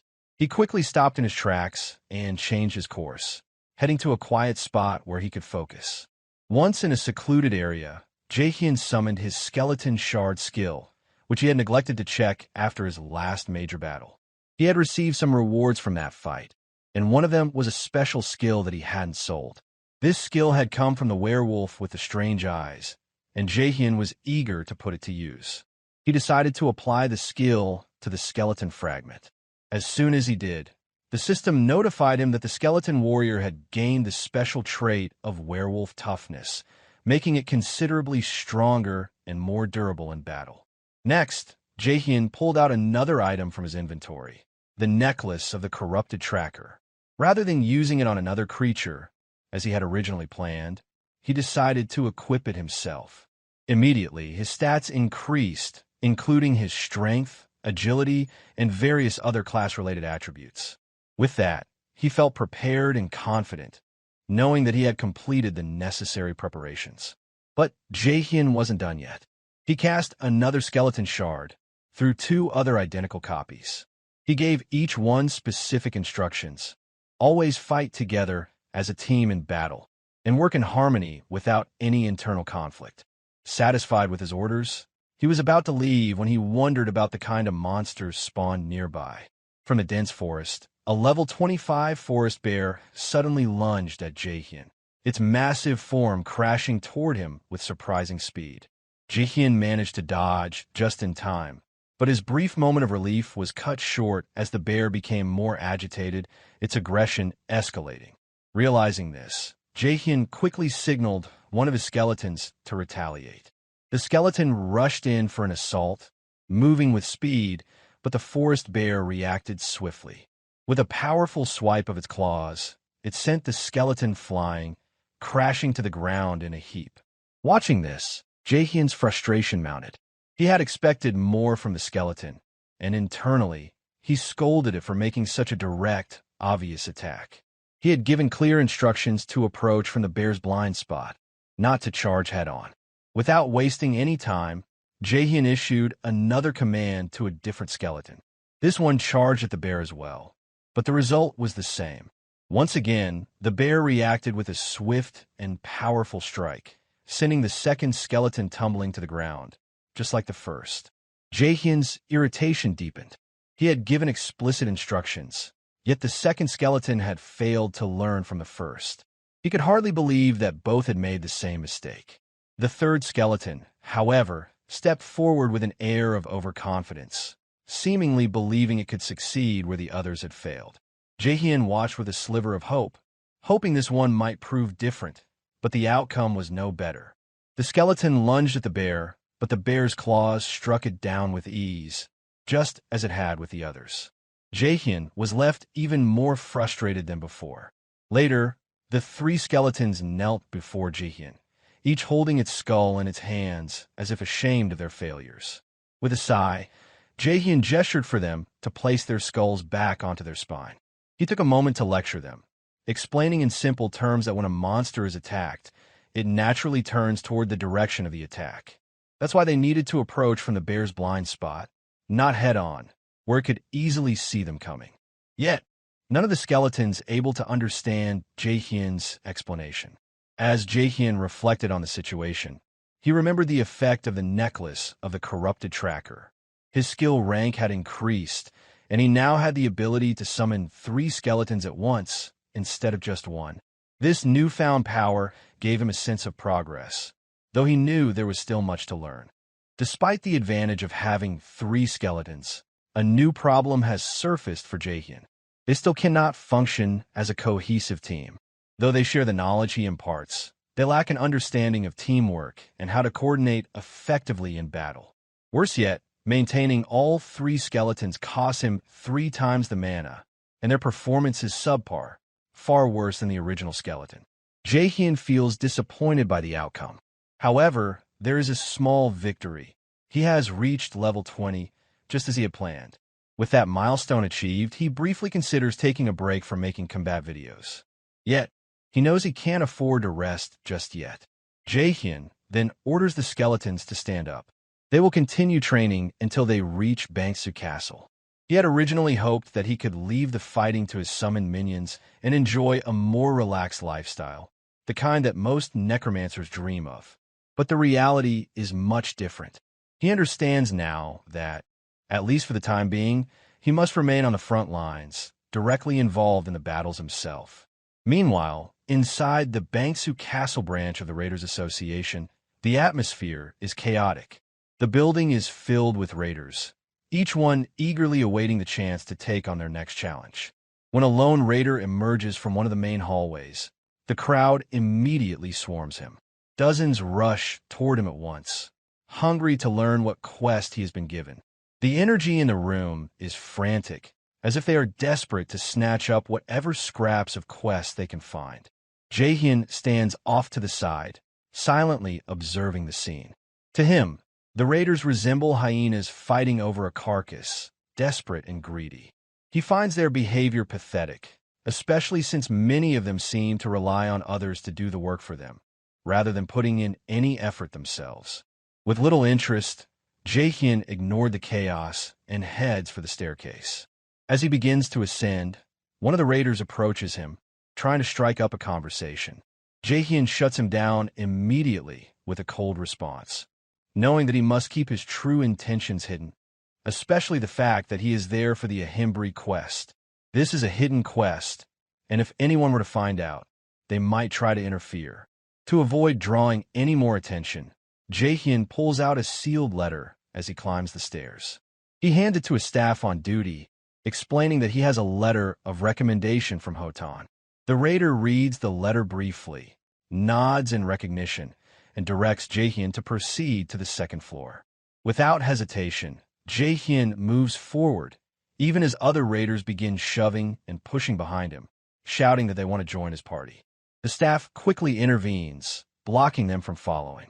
As Jaehyeon walks toward the designated room, his thoughts shift to the potential rewards of the hidden quest. He wonders if a Himbre, the one who will train him, has something truly valuable to offer. His hope is to establish a lasting connection with a Himbre, someone who could become a powerful ally in the future. But when he opens the door to a Himbre's office, he is stunned by what he finds. The room is a complete mess. Piles of books, scrolls, documents, and strange magical items are scattered across every surface. Dust fills the air, and the only sign of life is a figure slumped behind a mountain of books. A Himbre is asleep, half buried beneath the weight of his own research. As Jaehyeon steps inside, the noise of the door opening stirs a Himbre awake. Confused and disoriented, a Himbre looks up and mutters that he doesn't recall having any appointment scheduled for the day. Jaehyeon introduces himself calmly, using his game name, Herkin, and presents the letter of recommendation from Hotan. A Himbre lazily takes the letter, reads it over, and raises an eyebrow. He comments that Jaehyeon still looks like a trainee black mage, but supposes there must be some skill involved if Hotan went through the trouble of sending him. Jaehyeon gives a short and modest response, claiming that he simply got lucky. His primary concern at the moment is receiving the reward. A Hymre eventually hands over the promised rewards, and as soon as Jaehyeon takes them, the system interface responds with a notification. Jaehyeon stands in stunned silence, watching the screen as it displays the rewards: a skill book titled Bone Armor and another titled Madness Helm. Both items emit a faint glow, marking them as rare and possibly high-tier skills. Jaehyeon stands frozen, hardly able to believe that not one, but two valuable skill books were handed to him so easily. His mind races, overwhelmed by how significant this reward is for a single hidden quest. As he stares in disbelief, a Hymre casually remarks that their business is finished. The system interface follows with a confirmation. The teachings of a Hymre quest has been completed. Jaehyeon, still recovering from the surprise, finds it hard to process how abruptly the quest has ended. He had expected a longer series of tasks, or at least a continuation, but instead, he's already being dismissed. The books around the room begin to move and block Jaehyeon for following, subtly guiding Jaehyeon toward the exit. Desperate not to let this opportunity slip away, Jaehyeon shouts out, offering that he's willing to do anything. He hopes his words will buy him another chance to deepen his relationship with a Hymre. Just as he is about to be pushed out of the room, a Hymre reaches out and grasps his hand firmly. A strange smile appears on his face, one that mixes amusement and mischief. With a low voice, he asks if Jaehyeon truly means that. At that moment, the system interface pops up once again. A new quest appears, titled Bring the Egg from the Nest. The description is brief and vague, but most notably, it clearly states that there will be no reward for completing the task. That's when Jaehyeon realizes it. He's been tricked. Himbre had deliberately baited him into accepting another task, using his own eagerness against him, without even knowing the risks or the full details. Meanwhile, outside the Raiders Association, a heavily armored raider clad in a full set of heavy iron gear walked through the street with a calm but deliberate step. His presence draws the attention of passers-by. As he stops in front of the building, he mutters to himself that this must be the place where the man who wore the Hahom mask was. Jaehyeon felt utterly dejected after realizing he had been scammed by an NPC. He had thought that a Himbre would give him a quest tied to the main storyline, and the fact that the quest offered no reward only deepened his frustration. He couldn't help but feel betrayed, believing that he was being misled. As he muttered about his bad luck, one of the nearby raiders overheard his comment, and, together with several others, they charged toward him. Completely caught off guard, Jaehyeon hesitated, unsure of what to do next.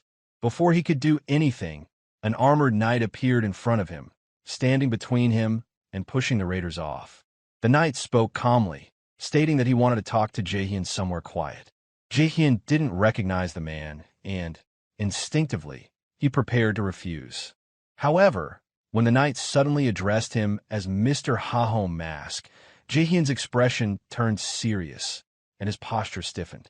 This was no ordinary encounter. Later, in a quiet alley, the two stood face to face. The armored knight apologized for the earlier disturbance, explaining that he hadn't thought they could talk properly with so many people around. He slowly pressed his war watch to remove his helmet, revealing his face.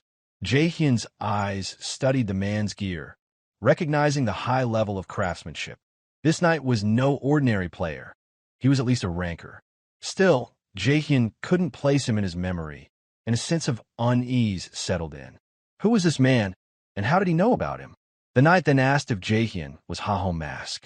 Choosing to play ignorant, Jaehyeon claimed that he had followed the knight out here simply because he wanted to talk and that he didn't know who Hahom Mask was.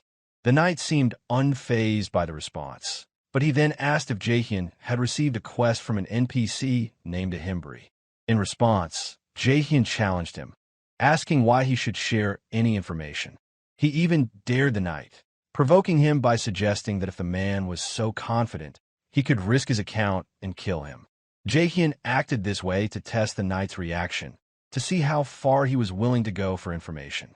After a brief pause, the knight surprised Jaehyeon by suddenly bowing deeply and extending his hand, offering a handshake. He seemed regretful and apologized for his earlier behavior. Though still cautious, Jaehyeon accepted the handshake, signaling that he would let the matter go this time. Without another word, Jaehyeon turned to leave, but the armored knight stayed still, watching him with an unreadable expression. A few moments later, another figure emerged from the shadows. This new figure, a woman who had been watching from a distance, stated that she didn't believe Jaehyeon was the person they were looking for. The armored knight agreed, noting that Jaehyeon clearly lacked the skills of a top-level player. He added that if one had been playing Warlord for any significant period of time, one would never have made the mistake of carelessly stretching out his arm with his war watch so visibly exposed. As he spoke, the knight wiped his palm with a handkerchief, his face reflecting disgust. The woman in the shadows then spoke about their surveillance of a Himbre, mentioning that the Corrupt Count quest was nearing completion. Even if their involvement were discovered now, there would be no consequences. However, the armored knight disagreed, emphasizing that the Egg of the Nest quest was part of the main storyline. This made the quest a significant risk, and the knight believed they couldn't afford to take any unnecessary chances. With that, the woman in the shadows said she would return to her position. Though still vigilant, quietly bid her farewell, the armored knight planning to meet her again later. As the woman disappeared into the darkness, Jaehyeon realized that he had never been with the armored knight or the woman in the shadows. Instead, he had been watching them from the window of a nearby building. Hidden against the wall, Jaehyeon's eyes narrowed as he studied their body language and listened to their words. The more he observed, the clearer it became. They were part of an organized group, an organization far more dangerous and secretive than he had initially realized. Their coordination, the way they communicated without the need for full explanations, was all the evidence Jaehyeon needed to understand that this was no coincidence. Jaehyeon silently observes that if the individuals had belonged to a typical player guild, they would have properly introduced themselves or at least attempted some form of negotiation when they assumed him for Haho Mask. Instead, they remained vague and suspicious, which alone indicated that they were not ordinary players. They were concealing something likely associated with a more secretive and dangerous group. Although Jaehyeon did not know their true identities, one thing was certain. They were far from average. Later, Jaehyeon was seen far from the city, deep within a quiet forest.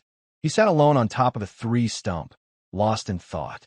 His summoned skeletons moved through the drills he had set for them, the clacking of bones and the soft rustling of grass filling the silence.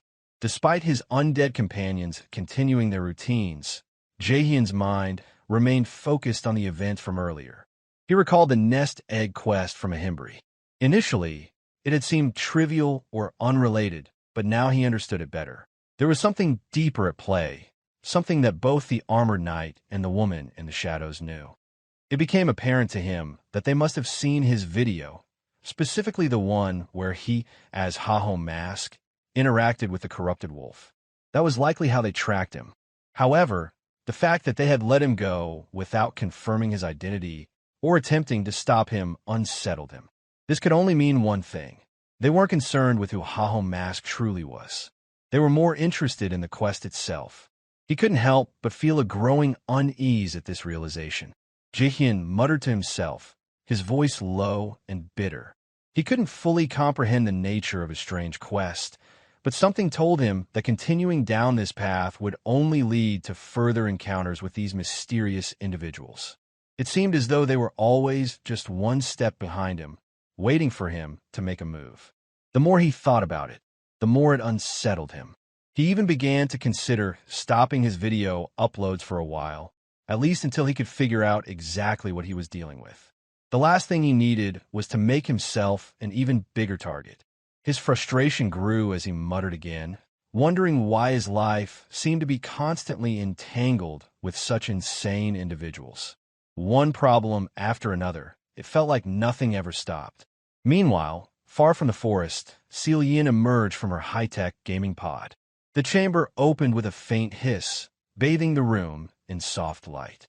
Her secretary, Park Suji, greeted her immediately, handing her a bottle of water while complimenting her on her hard work. Suji's eyes shone with admiration, but Jaehyeon only seemed distant. She took the bottle of water without enthusiasm, her expression cold and indifferent. When Suji asked how the guild entrance exam had gone, Jaehyeon responded casually, stating that the entire test had been a waste of time. She found every applicant to be useless, and none of them had met her expectations. Her mood darkened as she sat down, irritation growing as she tapped her fingers restlessly against the armrest. She then turned her focus to Suji, her sharp eyes narrowing as she asked if there had been any updates on Haho Mask, the masked player she had tasked her to investigate. Suji hesitated for a moment before responding, stating that it seemed like the person might have joined another guild. However, there had been no further responses or movement since then. Jaehyeon's expression immediately became sharp, her mood shifting into something far more dangerous. A cold, suffocating pressure filled the room, and Suji became visibly nervous.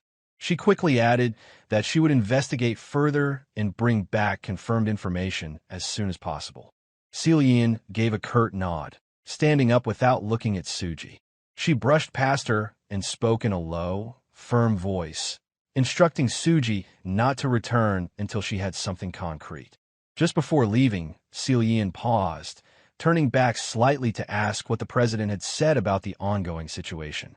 Suji swallowed nervously, her voice trembling as she informed Jaehyeon that the president had not said anything yet. Upon hearing this, Jaehyeon stood motionless, her gaze narrowing slightly.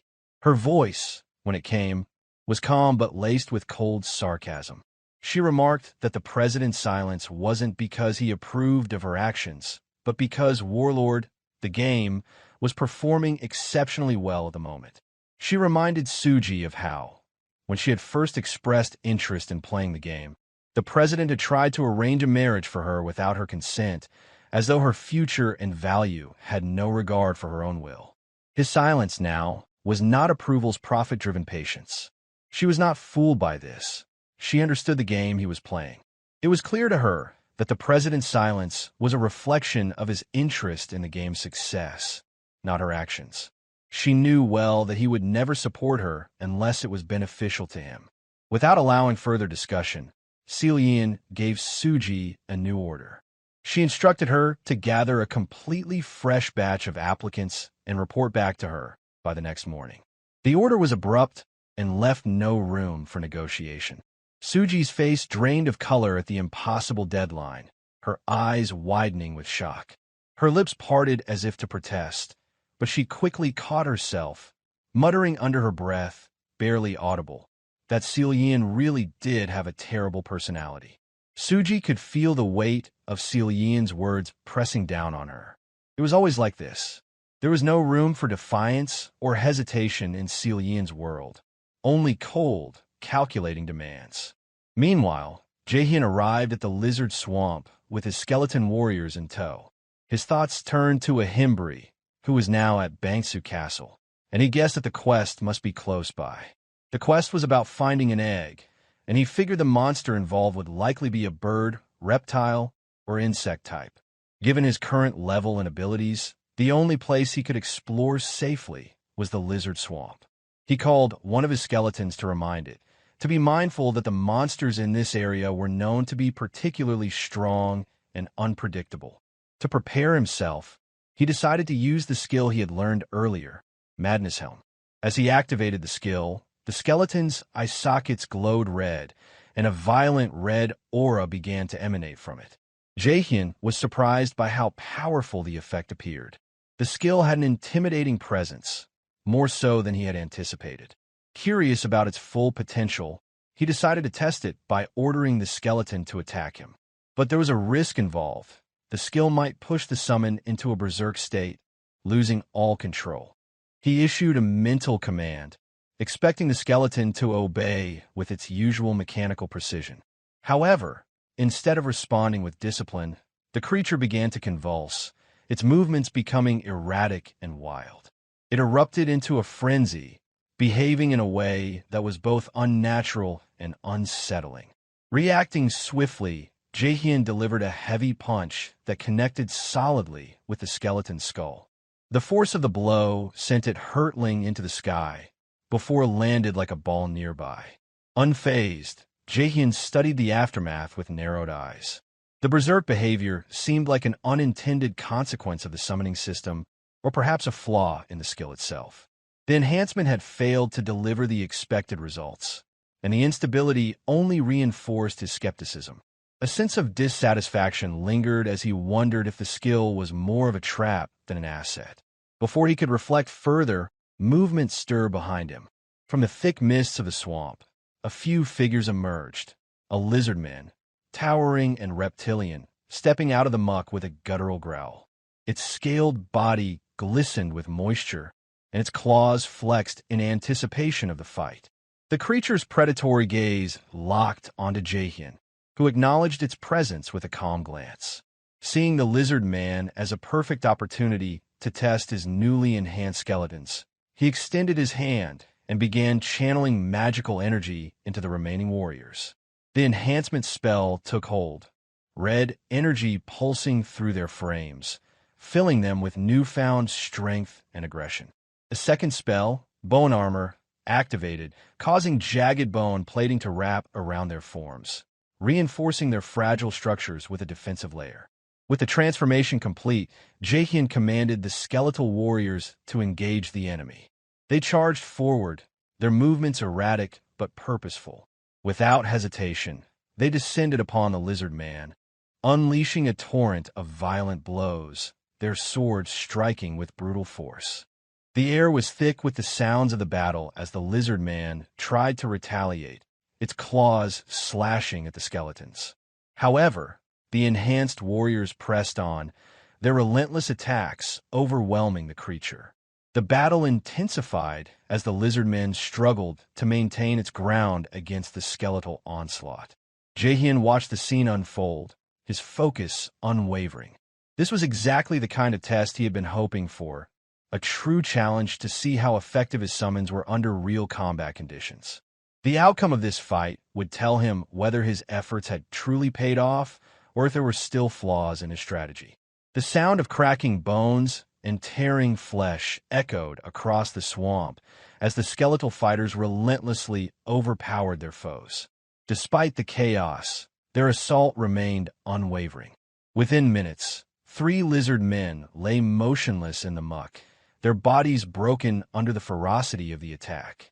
A surge of energy rushed through Jaehyeon, and a notification confirmed his level up. The increase in strength reinvigorated his focus, solidifying his determination. He resolved to continue the hunt throughout the coming week, scouring the swamp in search of the elusive egg.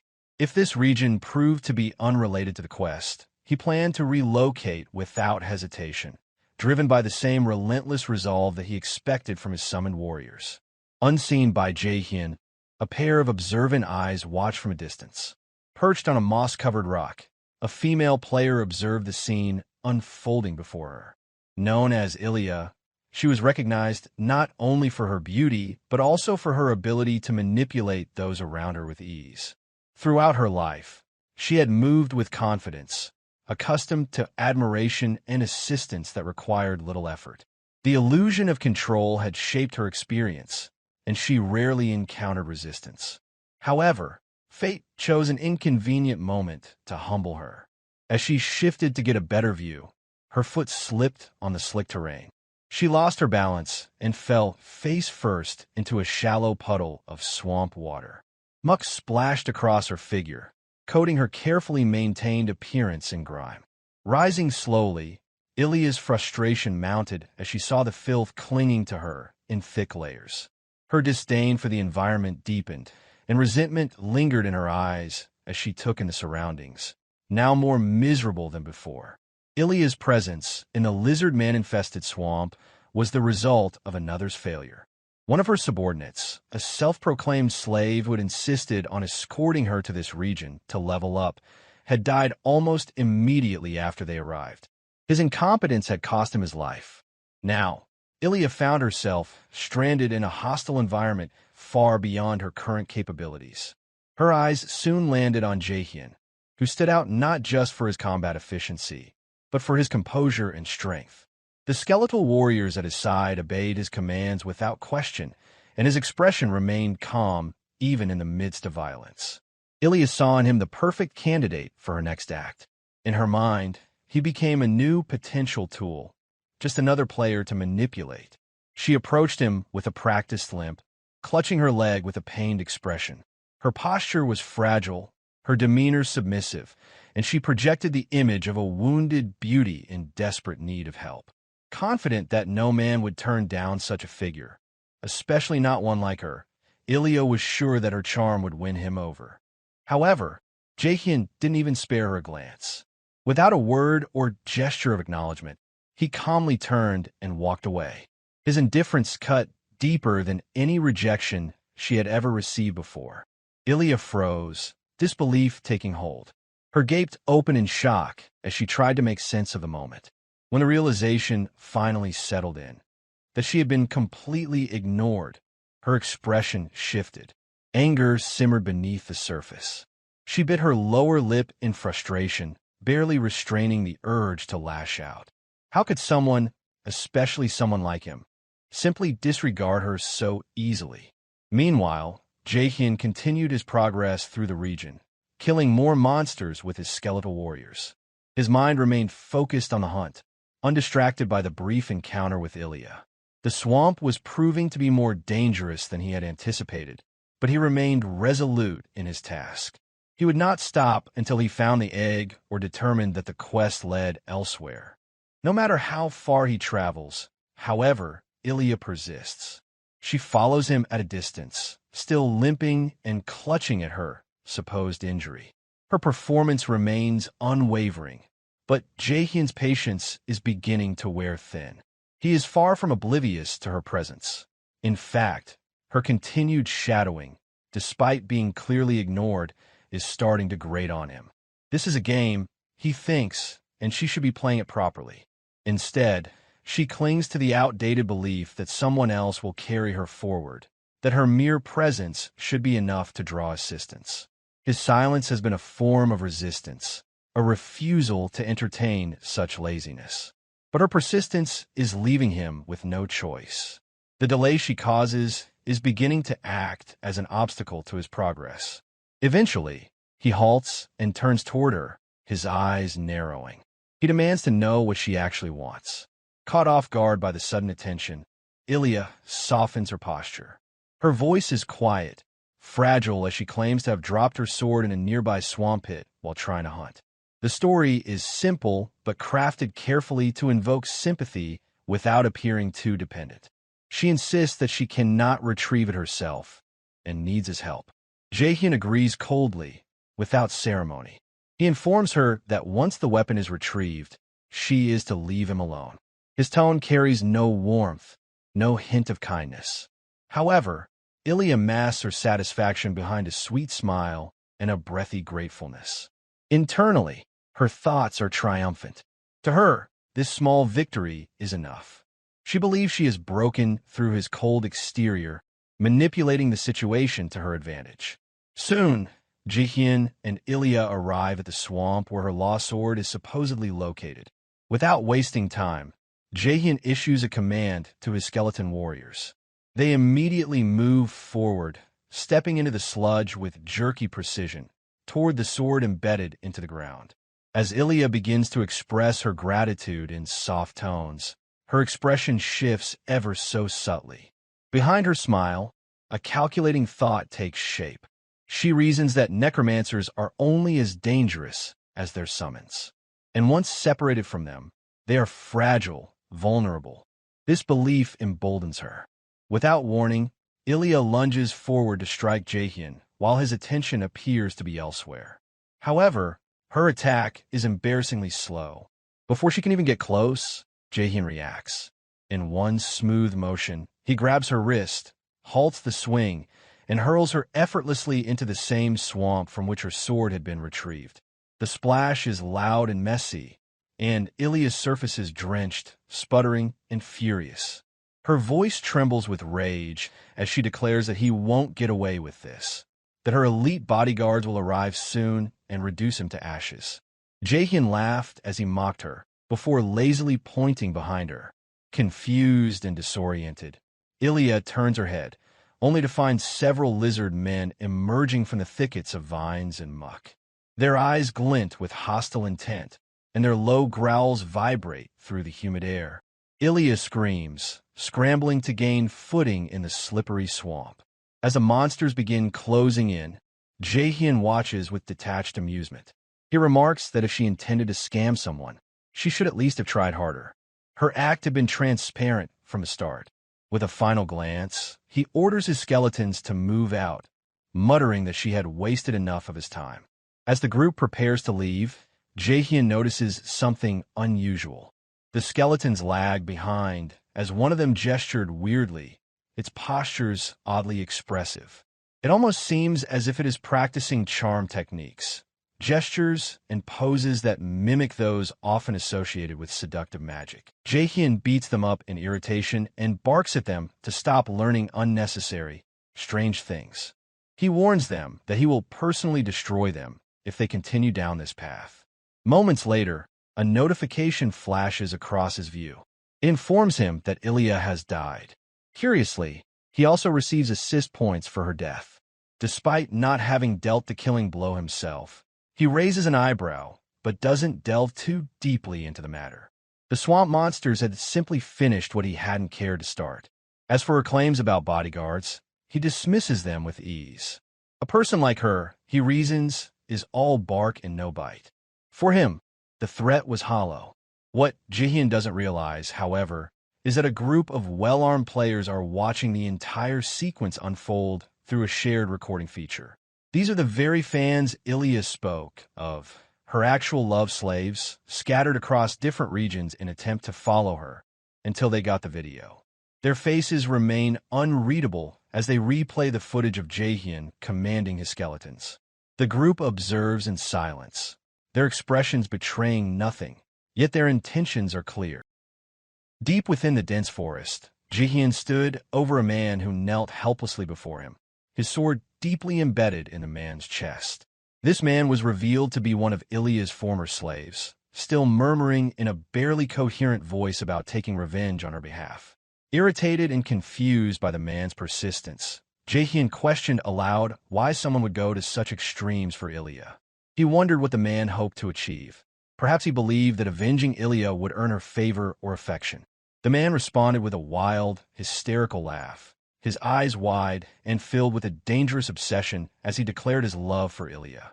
Without hesitation, Jaehyeon delivered the killing blow. His mind flashed back to how full of red flags Ilia was. She had repeatedly attempted to manipulate him, which was the very reason he had severed ties with her.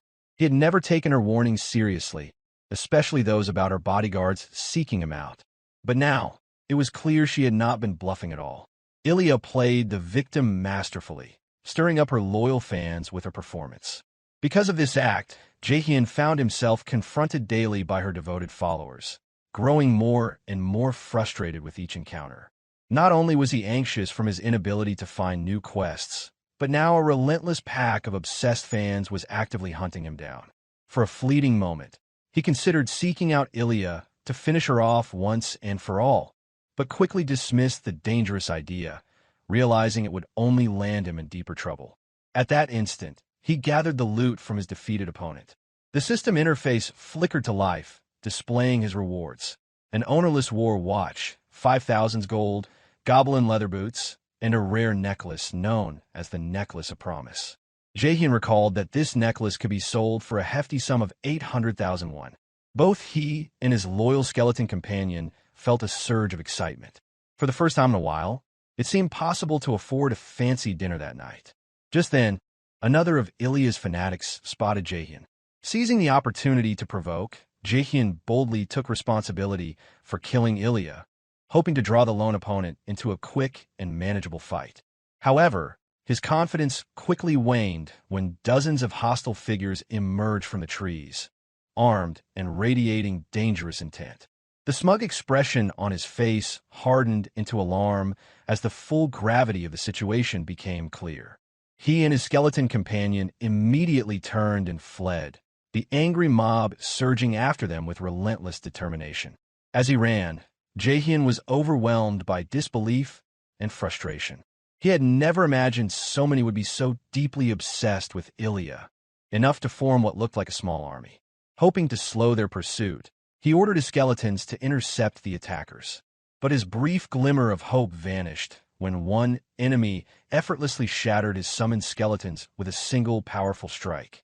In that moment, Jaehyeon realized the harsh truth. These were not merely emotional fanatics, but experienced high-level players, and there were far too many of them. Knowing that a direct confrontation would be suicide, he sprinted deeper into the forest, his thoughts consumed entirely by survival. Eventually, Jaehyeon stopped in a remote part of the deep forest, breath ragged and chest heaving. His body ached, but his mind raced even faster. It was proving nearly impossible to shake off the persistent group chasing him. Not only because of their determination, but because he was simply too underleveled in comparison. Running only delayed the inevitable. Despite his exhaustion, he forced himself onward, hoping that distance or an environmental advantage might save him. After several minutes, he began to realize something was wrong. The area he had stumbled into did not resemble any part of the lizard swamp he remembered.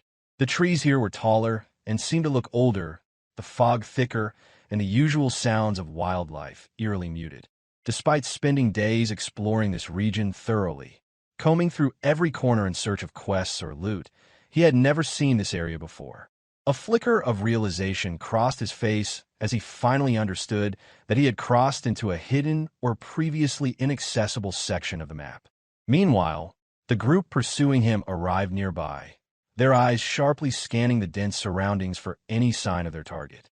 One of them soon spotted Jaehyeon skeletons standing ahead in a small clearing.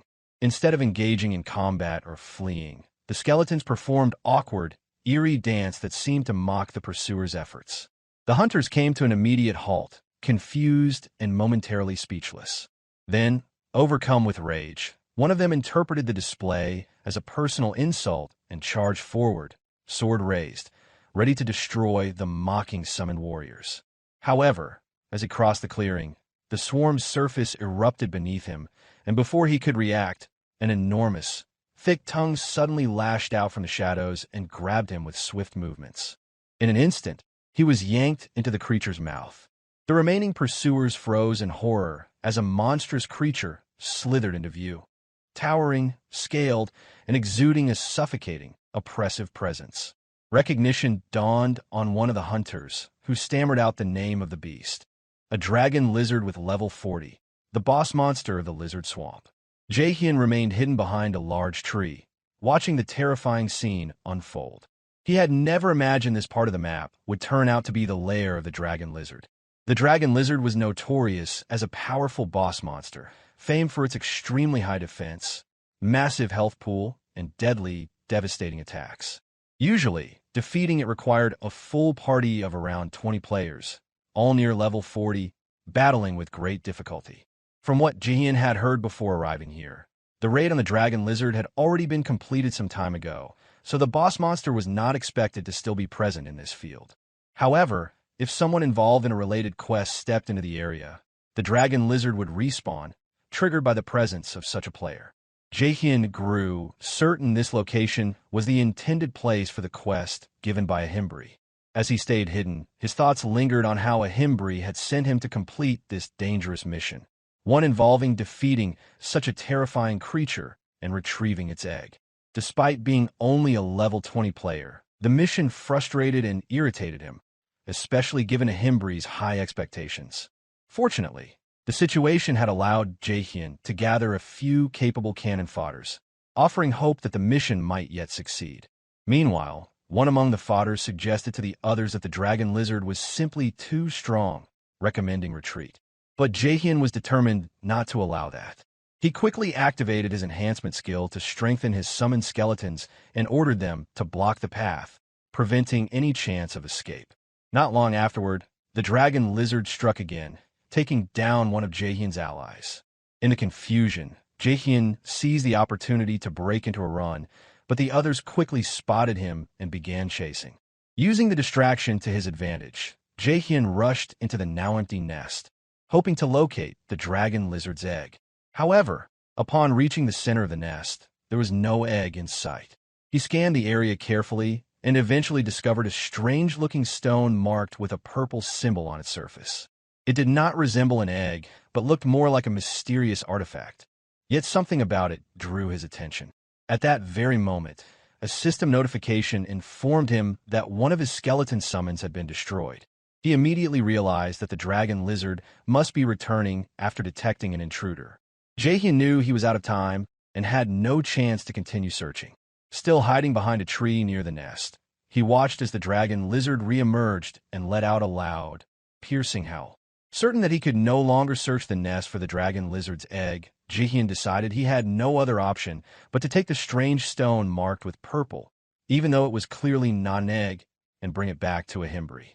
All the cannon fodders were now lying defeated across the swamp, their bodies scattered and motionless. Jaehyeon walked calmly toward one of them, a player who appeared to be on the verge of death. He looked down at the weakened figure, his expression unreadable, silently pondering how Warlord was such an interesting game filled with all kinds of strange people, players who acted bold and reckless, driven by the massive rewards at stake. Without hesitation, Jaehyeon bent down and picked up the opponent's war watch, which had become ownerless due to the defeat. The fallen player tried to muster strength to respond, but Jaehyeon drew his sword and drove it forcefully into the ground. His tone grew cold and serious as he made it clear that until now, he had been playing along with them as if everything were a game or a joke. But in truth, there was much at stake in this world for him.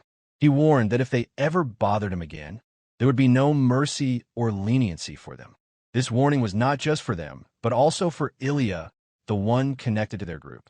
After delivering this message, Jaehyeon stepped carefully onto the fallen bodies, using them as support to cross the swamp without sinking into the thick, sticky mud beneath. As he walked away, he thought more seriously about the consequences. If they came after him again, even after this clear warning, it would no longer be a small skirmish but an all-out war. With this in mind, he contacted the Bangsu Guild calmly, claiming to have spotted the dragon lizard within the lizard swamp.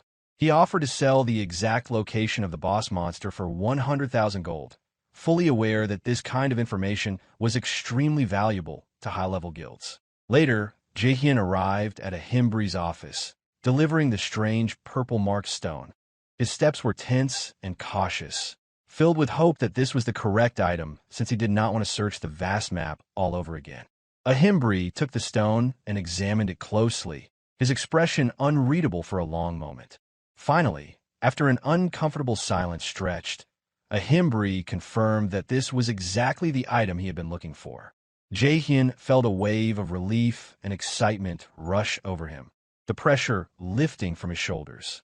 Still holding the stone, a Himbre commented that Jaehyeon was faster than expected, admitting that he had thought it would take someone like Jaehyeon much longer to complete the task. Jaehyeon nearly lost his temper at the comment, his frustration bubbling up, but he forced himself to remain calm. With a composed expression, he responded that he had given everything he had. Without wasting any time, he asked a Himbre to assign him the next quest. A Himbre looked at Jaehyeon seriously and began explaining the true nature of the item he had brought. He asked if Jaehyeon was aware of what he had delivered, and then revealed that in every investigation of areas where mutated monsters had appeared, this strange item was always found nearby. Because of this recurring pattern, he had temporarily named it the Corruption Stone. As Jaehyeon listened carefully, a realization dawned on him. This must have been the reason those mysterious players were approaching him earlier. The Corruption Stone was clearly an important item tied to the main quest line, and those players wanted to ensure no outsider could interfere with its influence on the progression of the story. At first, Jaehyeon had believed that the quest from a Himbre was a scam, just another time waster. But now he understood it was connected to something far more significant. It was not a side mission, but an essential part of the main quest. A Himbre offered a sincere apology, openly admitting that he was aware the task was far too difficult for someone like Jaehyeon to handle alone. Yet, with their entire world currently threatened by an unknown and overwhelmingly powerful enemy, he explained that testing Jaehyeon's determination and willpower was a necessary step before entrusting him with any greater responsibility or mission. Speaking with a tone that was noticeably more serious than before, a Himbre asked if Jaehyeon felt prepared to face the relentless force known only as corruption. Feeling the full weight of this golden opportunity before him, Jaehyeon braced himself and started to prepare an answer. But before he could utter a single word, a Himbre cut him off with a sly smirk, saying that it was not quite time yet. He went on to explain that Jaehyeon must have already witnessed firsthand just how powerful the corrupted monsters really were. Based on that observation alone, a Himbre confessed that he did not believe someone with Jaehyeon's limited experience should be carrying such an immense responsibility at this point in time. The revelation stunned Jaehyeon deeply. He could hardly believe what he was hearing. Then, with a mischievous glint in his eyes, a Himbre added a condition to the challenge. If Jaehyeon would politely beg to become his disciple, a Himbre might then consider helping him prepare for the much greater and more dangerous challenges that awaited him. Though clearly irritated by this demand, Jaehyeon realized that he had no true choice if he wanted to stay firmly on the main quest path. Shortly thereafter, Jaehyeon was seen exiting a Himbre's office. A system interface suddenly appeared before him, confirming that he had completed the quest titled Egg of a Nest. It also notified him that he had earned a new title, a Himbre's Disciple, and that his formal training under a Himbre's guidance would soon begin. As he walked away from the office, Jaehyeon felt a strong wave of irritation wash over him. To his eyes, a Himbre seemed less like a mentor and more like a total scammer, hiding behind the prestigious title of Quest Giver. Meanwhile, in a different part of the world, a group of players celebrated their hard-fought victory against the fearsome dragon lizard. Their jubilation was tempered by the visible fatigue that weighed heavily upon them after the intense battle. The captain of the group gathered everyone and instructed them to rest and regroup later for the next step. After checking the welfare of his team, the captain approached the armored knight who had played a crucial role in the raid's success. He expressed his heartfelt gratitude, admitting that the knight had been far stronger than any of them had expected. The armored knight responded modestly, giving credit to the excellent support provided by the party as a whole. However, the captain shook his head and insisted that, had it been only their group without any outside assistance, at least 5 of them would not have survived.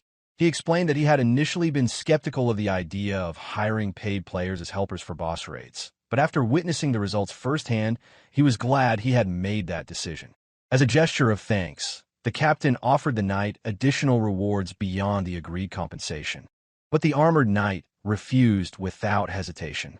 His tone turned colder, and a shadow crossed his face as he firmly stated that accepting more than the promised compensation would violate his personal code of honor. The captain lowered his head and apologized, admitting that he had assumed the knight's motivation was purely monetary. He also remarked that it seemed unusual for a well-known ranker to appear at a low-level raid like theirs. Without uttering a word in response, the knight simply walked past him, stating that he would collect every item from the nest as promised in their agreement. The captain, somewhat puzzled, called out that there should be nothing valuable left in the nest. The knight didn't even glance back as he continued walking with firm, resolute steps. Inwardly, the knight felt a surge of luck and satisfaction. He had never expected to stumble upon an opportunity to claim the mysterious corruption stone. When he first heard that the dragon lizard had respawned, he immediately grew nervous, fearing that Jaehyeon Mask was already making progress through the quest. However, since the dragon lizard was still alive when the raid began, he reasoned that Jaehyeon Mask must have failed to clear the challenge. As he landed inside the nest, his expectations for Jaehyeon Mask's survival were low, firmly believing that no solo player could possibly handle a boss of such magnitude alone. The knight's excitement steadily built as he approached the nest. His only task now was to retrieve the corruption stone and ensure that Jaehyeon Mask never completed the main quest. However, as he carefully searched the area, his expression darkened with growing frustration. The nest was completely empty. There was no corruption stone, nothing left behind. His eyes scanned every corner meticulously, but it was clear that someone had already arrived before him. Filled with anger and fury, he cursed loudly, the sound echoing across the ruined battlefield like a thunderclap. Meanwhile, in a dimly lit room, Jaehyeon sat silently, his expression quiet and serious. He murmured to himself that the time had finally come. Reflecting on the long, grueling days filled with pain and frustration, he remembered all the moments he endured, telling himself that if he could just hold on a little longer, things would start to improve. That belief, that stubborn hope, was the only thing that kept him going through all. Now, a slight smile appeared on his lips as he decided to treat himself. He eagerly declared that he would order beef tonight, a small luxury he had been denying himself for a very long time. Until now, he had lived as frugally as possible, cutting his food costs to the bare minimum in case of emergencies. But with the main quest finally in his hands and a new path opening before him, he figured it was time to enjoy a well-earned reward. Unexpectedly, he received some extra money converted from a donation, forcefully taken from Ilia's fan club members, totaling just a little over 1.2 million won. With that added to his account, his balance now stood at 1.4 million won. The number made him genuinely excited.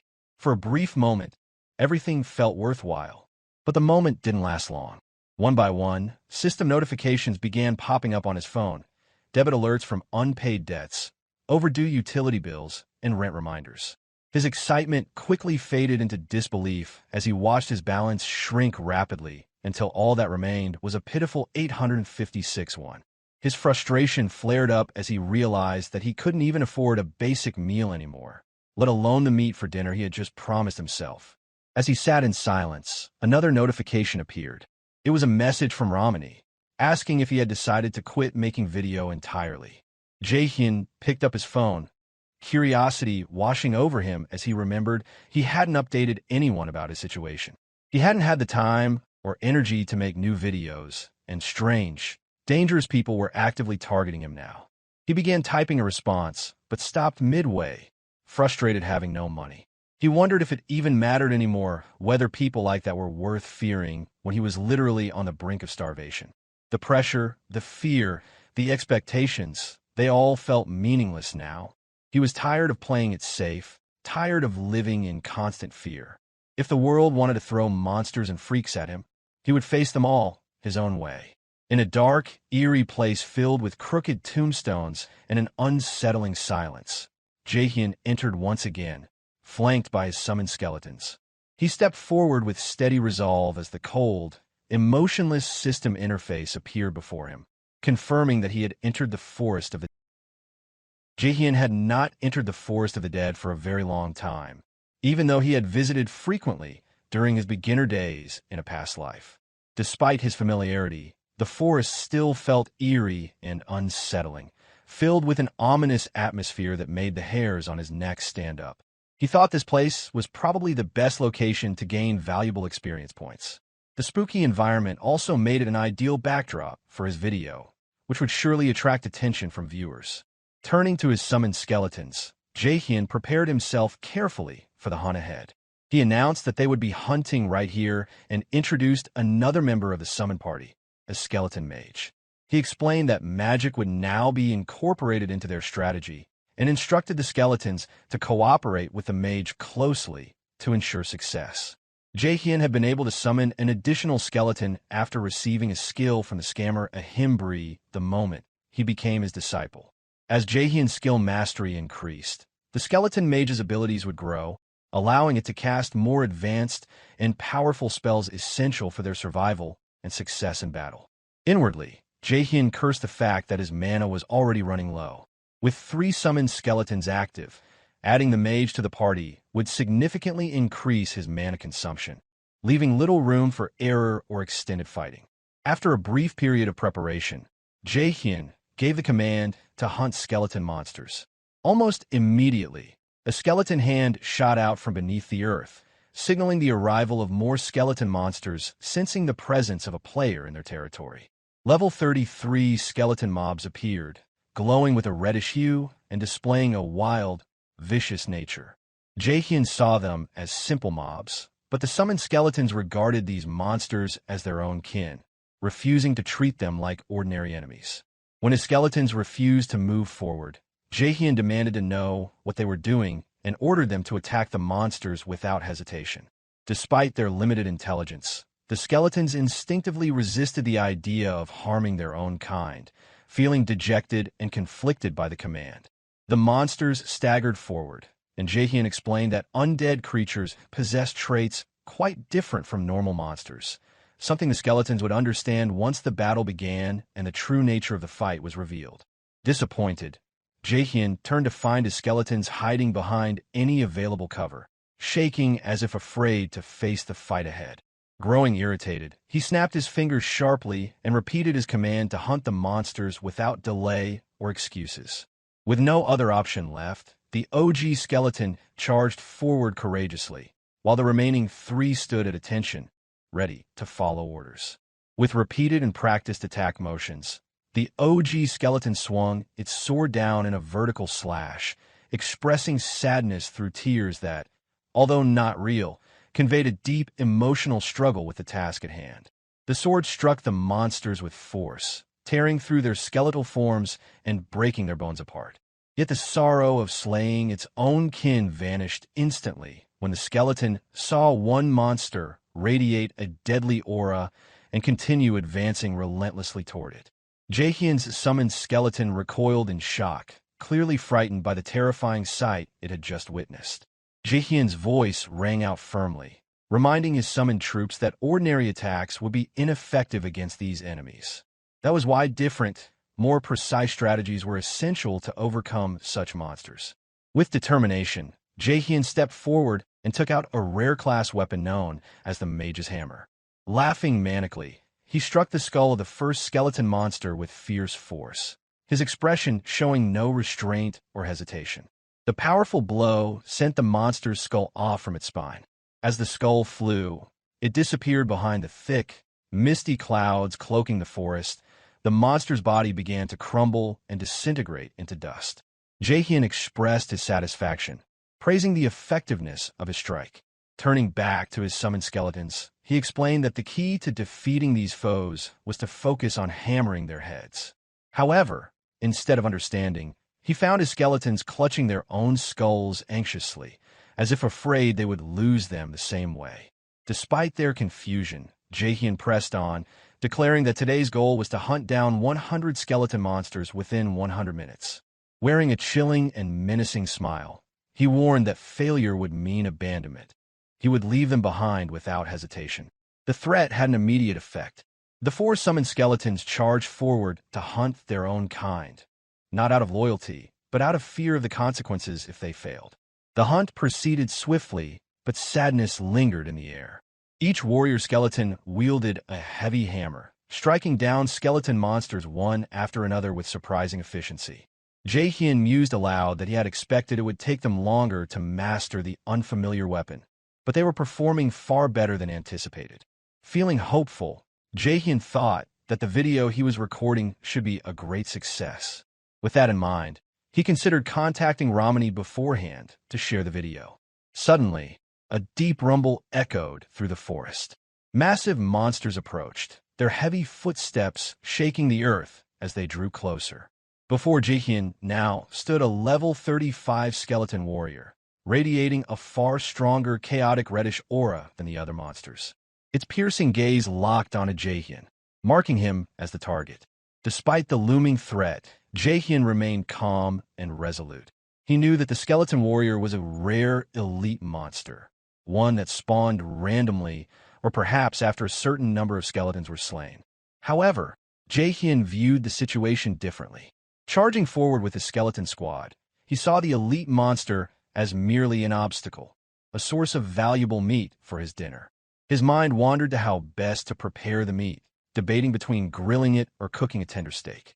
The thought of delicious beef bulgogi also made his mouth water involuntarily. Just then, Jaehyeon looked up and saw the skeleton warrior raise its massive axe, swinging it down with tremendous force. The ground shattered where the axe landed, shock waves rippling through the earth. Fortunately, Jaehyeon reacted quickly, stepping back just in time to narrowly avoid the deadly attack. Jaehyeon finally felt the heavy weight of the battle pressing down on him. He admitted just how terrifying the monster truly was, nearly losing his life before he even had a chance to make a tangible move. In the split second before dodging, he struck the skeleton warrior's on the bone with his weapon, hoping to weaken its attack power. However, the monster merely switched to its other hand and brought its axe down with the same ferocity as before, leaving Jaehyeon no moment to catch his breath or think. But Jaehyeon was not one to back down from a challenge. With hammer in hand, he charged forward, flanked closely by his summoned skeletons. Each of his strikes was precise and calculated, targeting the skeleton warrior's pelvis with swift movements that showed the experience of a seasoned fighter, a ranker in his past life. Despite the intensity of the battle, the confident smile on Jaehyeon's face never faded. After unleashing a flurry of attacks, Jaehyeon landed behind the skeleton warrior, closely followed by his summoned allies. He quickly conducted a body count, checking if any of his members had fallen. Fortunately, all stood at attention, silently reporting no injuries. The skeleton warrior rose once again and launched another powerful attack. Unfazed, Jaehyeon remarked on how surprisingly easy it was to deal with such an elite monster. Even though he anticipated the incoming attack, Jaehyeon did not flinch or move from his spot. Instead, he taunted the skeleton warrior, mocking its impatience. At that critical moment, the summoned skeleton mage finished chanting a spell, and a fireball materialized in its skeletal hands. The reluctant expression that had been etched on its face was replaced by fierce determination, shining brightly in its eyes. The mage raised his hand, and the fireball grew larger, following the movement precisely. The flames surged forward in a pillar of scorching fire, engulfing the skeleton warrior where it stood. Jaehyeon let out a relieved sigh as notifications popped up on his screen, informing him that the skeleton warrior had been slain. Both he and his summoned skeletons gained experience points from the victory. With embers still glowing, the bones of the defeated skeleton disintegrated into dust. Jaehyeon mused aloud about how this spectacular moment would surely earn him at least 10,000 views on his video. His thoughts soon shifted to his growing hunger, deciding that he would treat himself to some grilled beef once the battle was over. However, his moment of peace was abruptly shattered. A warning notification sounded, accompanied by a sharp chime. It informed Jaehyeon that the field boss had detected the death of one of its underlings. His mind raced. He had completely forgotten the specific conditions that triggered the field boss's appearance, and now he faced the looming threat unexpectedly. Another notification chimed in, confirming that the field boss had found intruders and was awakening because the required condition had been fulfilled. A massive golden summoning circle suddenly materialized on the ground nearby. It pulsed ominously, signaling the impending doom Jaehyeon would have to confront before he could even think about finishing his meal. Massive skeletons arose from the glowing magic circle, 3 pairs of arms crossing in front of its chest in a gesture resembling Avalokiteshvara. A radiant golden aura surrounded its entire body, emanating a benevolent yet formidable presence that filled the air. Behind it, a halo composed of shimmering golden energy slowly rose, casting an ethereal light over the forest clearing. Jaehyeon stood firm, hammer tightly gripped in hand, flanked by his summoned skeleton warriors. He watched in silent awe as this magnificent being materialized before him. Despite his resolve, he could not help but release a hollow, defeated sigh as the weight of the situation settled on his shoulders. The golden skeleton, a boss category monster, had appeared. It sought revenge for Jaehyeon's indiscriminate slaughter of skeleton monsters throughout the forest of the dead. Its eyes glowed with an intense golden light from deep within its empty sockets, signifying its status as the field boss of the forest. In Jaehyeon's past life, this creature had been known as the first mage-class boss monster, and during the game's beginner stage, it was widely feared as the strongest adversary, earning the notorious title of Newbie Killer. Quietly, Jaehyeon mused that the condition triggering the golden skeleton's appearance was the defeat of a significant number of skeleton monsters. The fall of the skeleton warrior had been the final spark to summon this formidable foe. Deep down, Jaehyeon knew his current level would make defeating the golden skeleton an arduous task. Yet, should he triumph, the resulting content would undoubtedly become a jackpot for his video channel. He already had a plan to overcome it. With his summoned skeletons fully buffed, victory might be within reach. However, as he turned to command his army, Jaehyeon's heart sank. None of his summoned skeletons remained by his side. Simultaneously, a notification chimed on his interface, alerting him that all summoning had been canceled due to depleted mana reserves. Frustration welled up inside him. Not only had he inadvertently triggered a fight with the strongest boss monster appropriate for his level, but he had also neglected his mana management during the prolonged battle. He sighed deeply, realizing he had summoned the maximum 4 skeletons and had the mage cast a massive spell, leaving his mana utterly drained. Regaining his composure, Jaehyeon accepted that he would have to face the boss alone. His only regret was that his skeletons would miss the chance to partake in such a challenging fight and experiencing the battle. He activated his War Watch, a unique device attuned to his combat style, and mentally prepared himself. It was time to warm up his body for the intense melee to come. The War Watch sprang to life, and he spoke the command aloud, "Slot on." His custom war armor materialized around him, crackling with raw power. His entire being radiated unrestrained energy, and his combat abilities surged to unprecedented levels. While he'd spent much of the fight fighting as a mage to empower his skeletons, now, in this moment of melee combat with the War Watch activated, Jaehyeon was at his peak. Without hesitation, he charged directly at the golden skeleton. With a mere thought, the golden skeleton commanded its golden halo.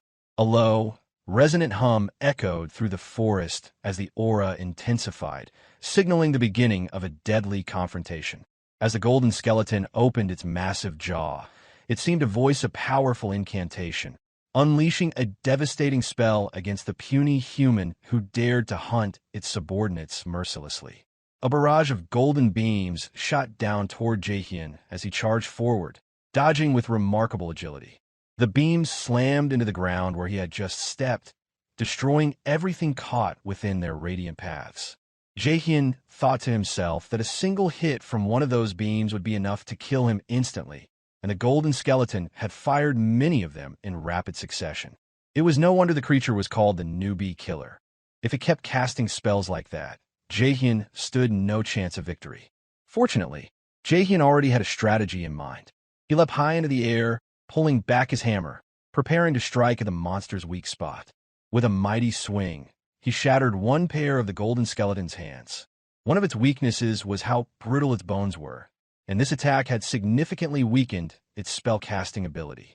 Immediately after the strike, Jaehyeon descended quickly to the ground, moving evasively to avoid retaliation.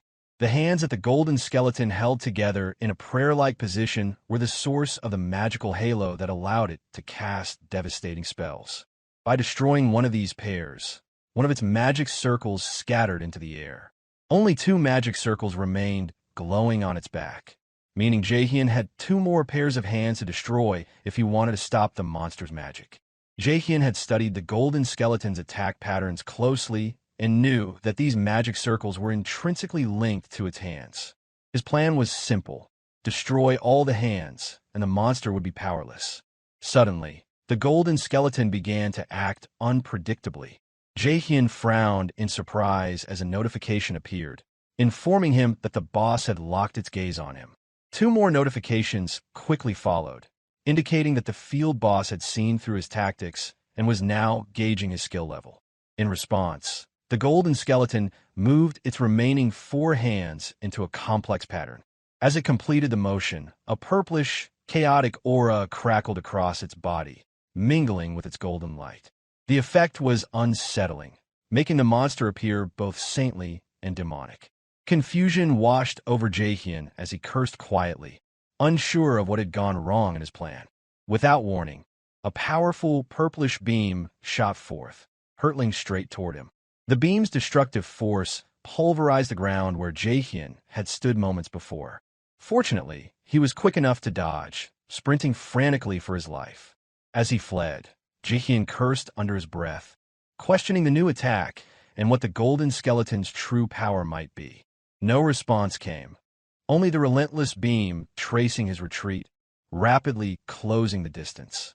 Explosions erupted just a pace behind him, forcing Jaehyeon to leap aside with all his strength to evade destruction. Jaehyeon's landing was uncontrolled, causing him to stumble and crash hard against a nearby tombstone. Taking a moment to catch his breath, he wondered how the golden skeleton managed to execute such complex attack patterns with such precision. As a ranker in his past life, Jaehyeon had studied every detail of the golden skeleton's attack sequences. He knew that the key to victory was destroying all of its hands before delivering the final blow. But the scene before him was unlike anything he had seen or remembered. The spots where the beams had hit were scorched with chaotic flames, burning the forest as if the very gates of hell had opened. Jaehyeon questioned whether his memory was flawed, if the golden skeleton had secret, hidden patterns, or if a game balance patch, similar to what happened with the Minotaur during the tutorial quest, had altered the boss's behavior. He let out a hollow laugh, realizing that no information existed in his memory regarding any such changes to the golden skeleton. Perhaps it was because he was a Himbre's disciple, or due to some other unknown cause. Regardless, he had failed to devise a winning strategy against this new pattern, and he cursed softly under his breath. Despite his frustration, Jaehyeon refused to give up. He let his instincts take control as a bolt of lightning hurtled toward him. Within moments, his body moved with unnatural speed, dodging the devastating attack while muttering that he could only do his best. One after another, beams of purplish chaotic light tore through the air, all aimed at the lone human standing in the forest. Jaehyeon continued dodging swiftly, even as bolts of lightning accompanied every beam. None of the attacks managed to graze him. For now, he could evade the golden skeleton spells because he had learned to predict their trajectories. The problem was that dodging pushed him to his physical limits, leaving no chance for counterattacks. While jumping and dodging, formulating a new strategy, Jaehyeon failed to notice one of the golden skeleton's massive hands reaching out to seize him. By the time he realized, It was already too late to evade, and no nearby objects were close enough to use as leverage for escape. The enormous hand closed around him, its slow but deliberate movement almost impossible to detect in time. With a crushing grip, the golden skeleton lifted Jaehyeon into the air. The deep resentment it harbored for the tiny human clutched in its hand radiated destructive energy. As if releasing its fury, the golden skeleton screamed at Jaehyeon before he could make any move, confident the small human was powerless in its grasp. Jaehyeon laughed hollowly, cursing the randomness of the game's design. Even the simple act of the hand reaching out had been a part of the pattern he had failed to remember.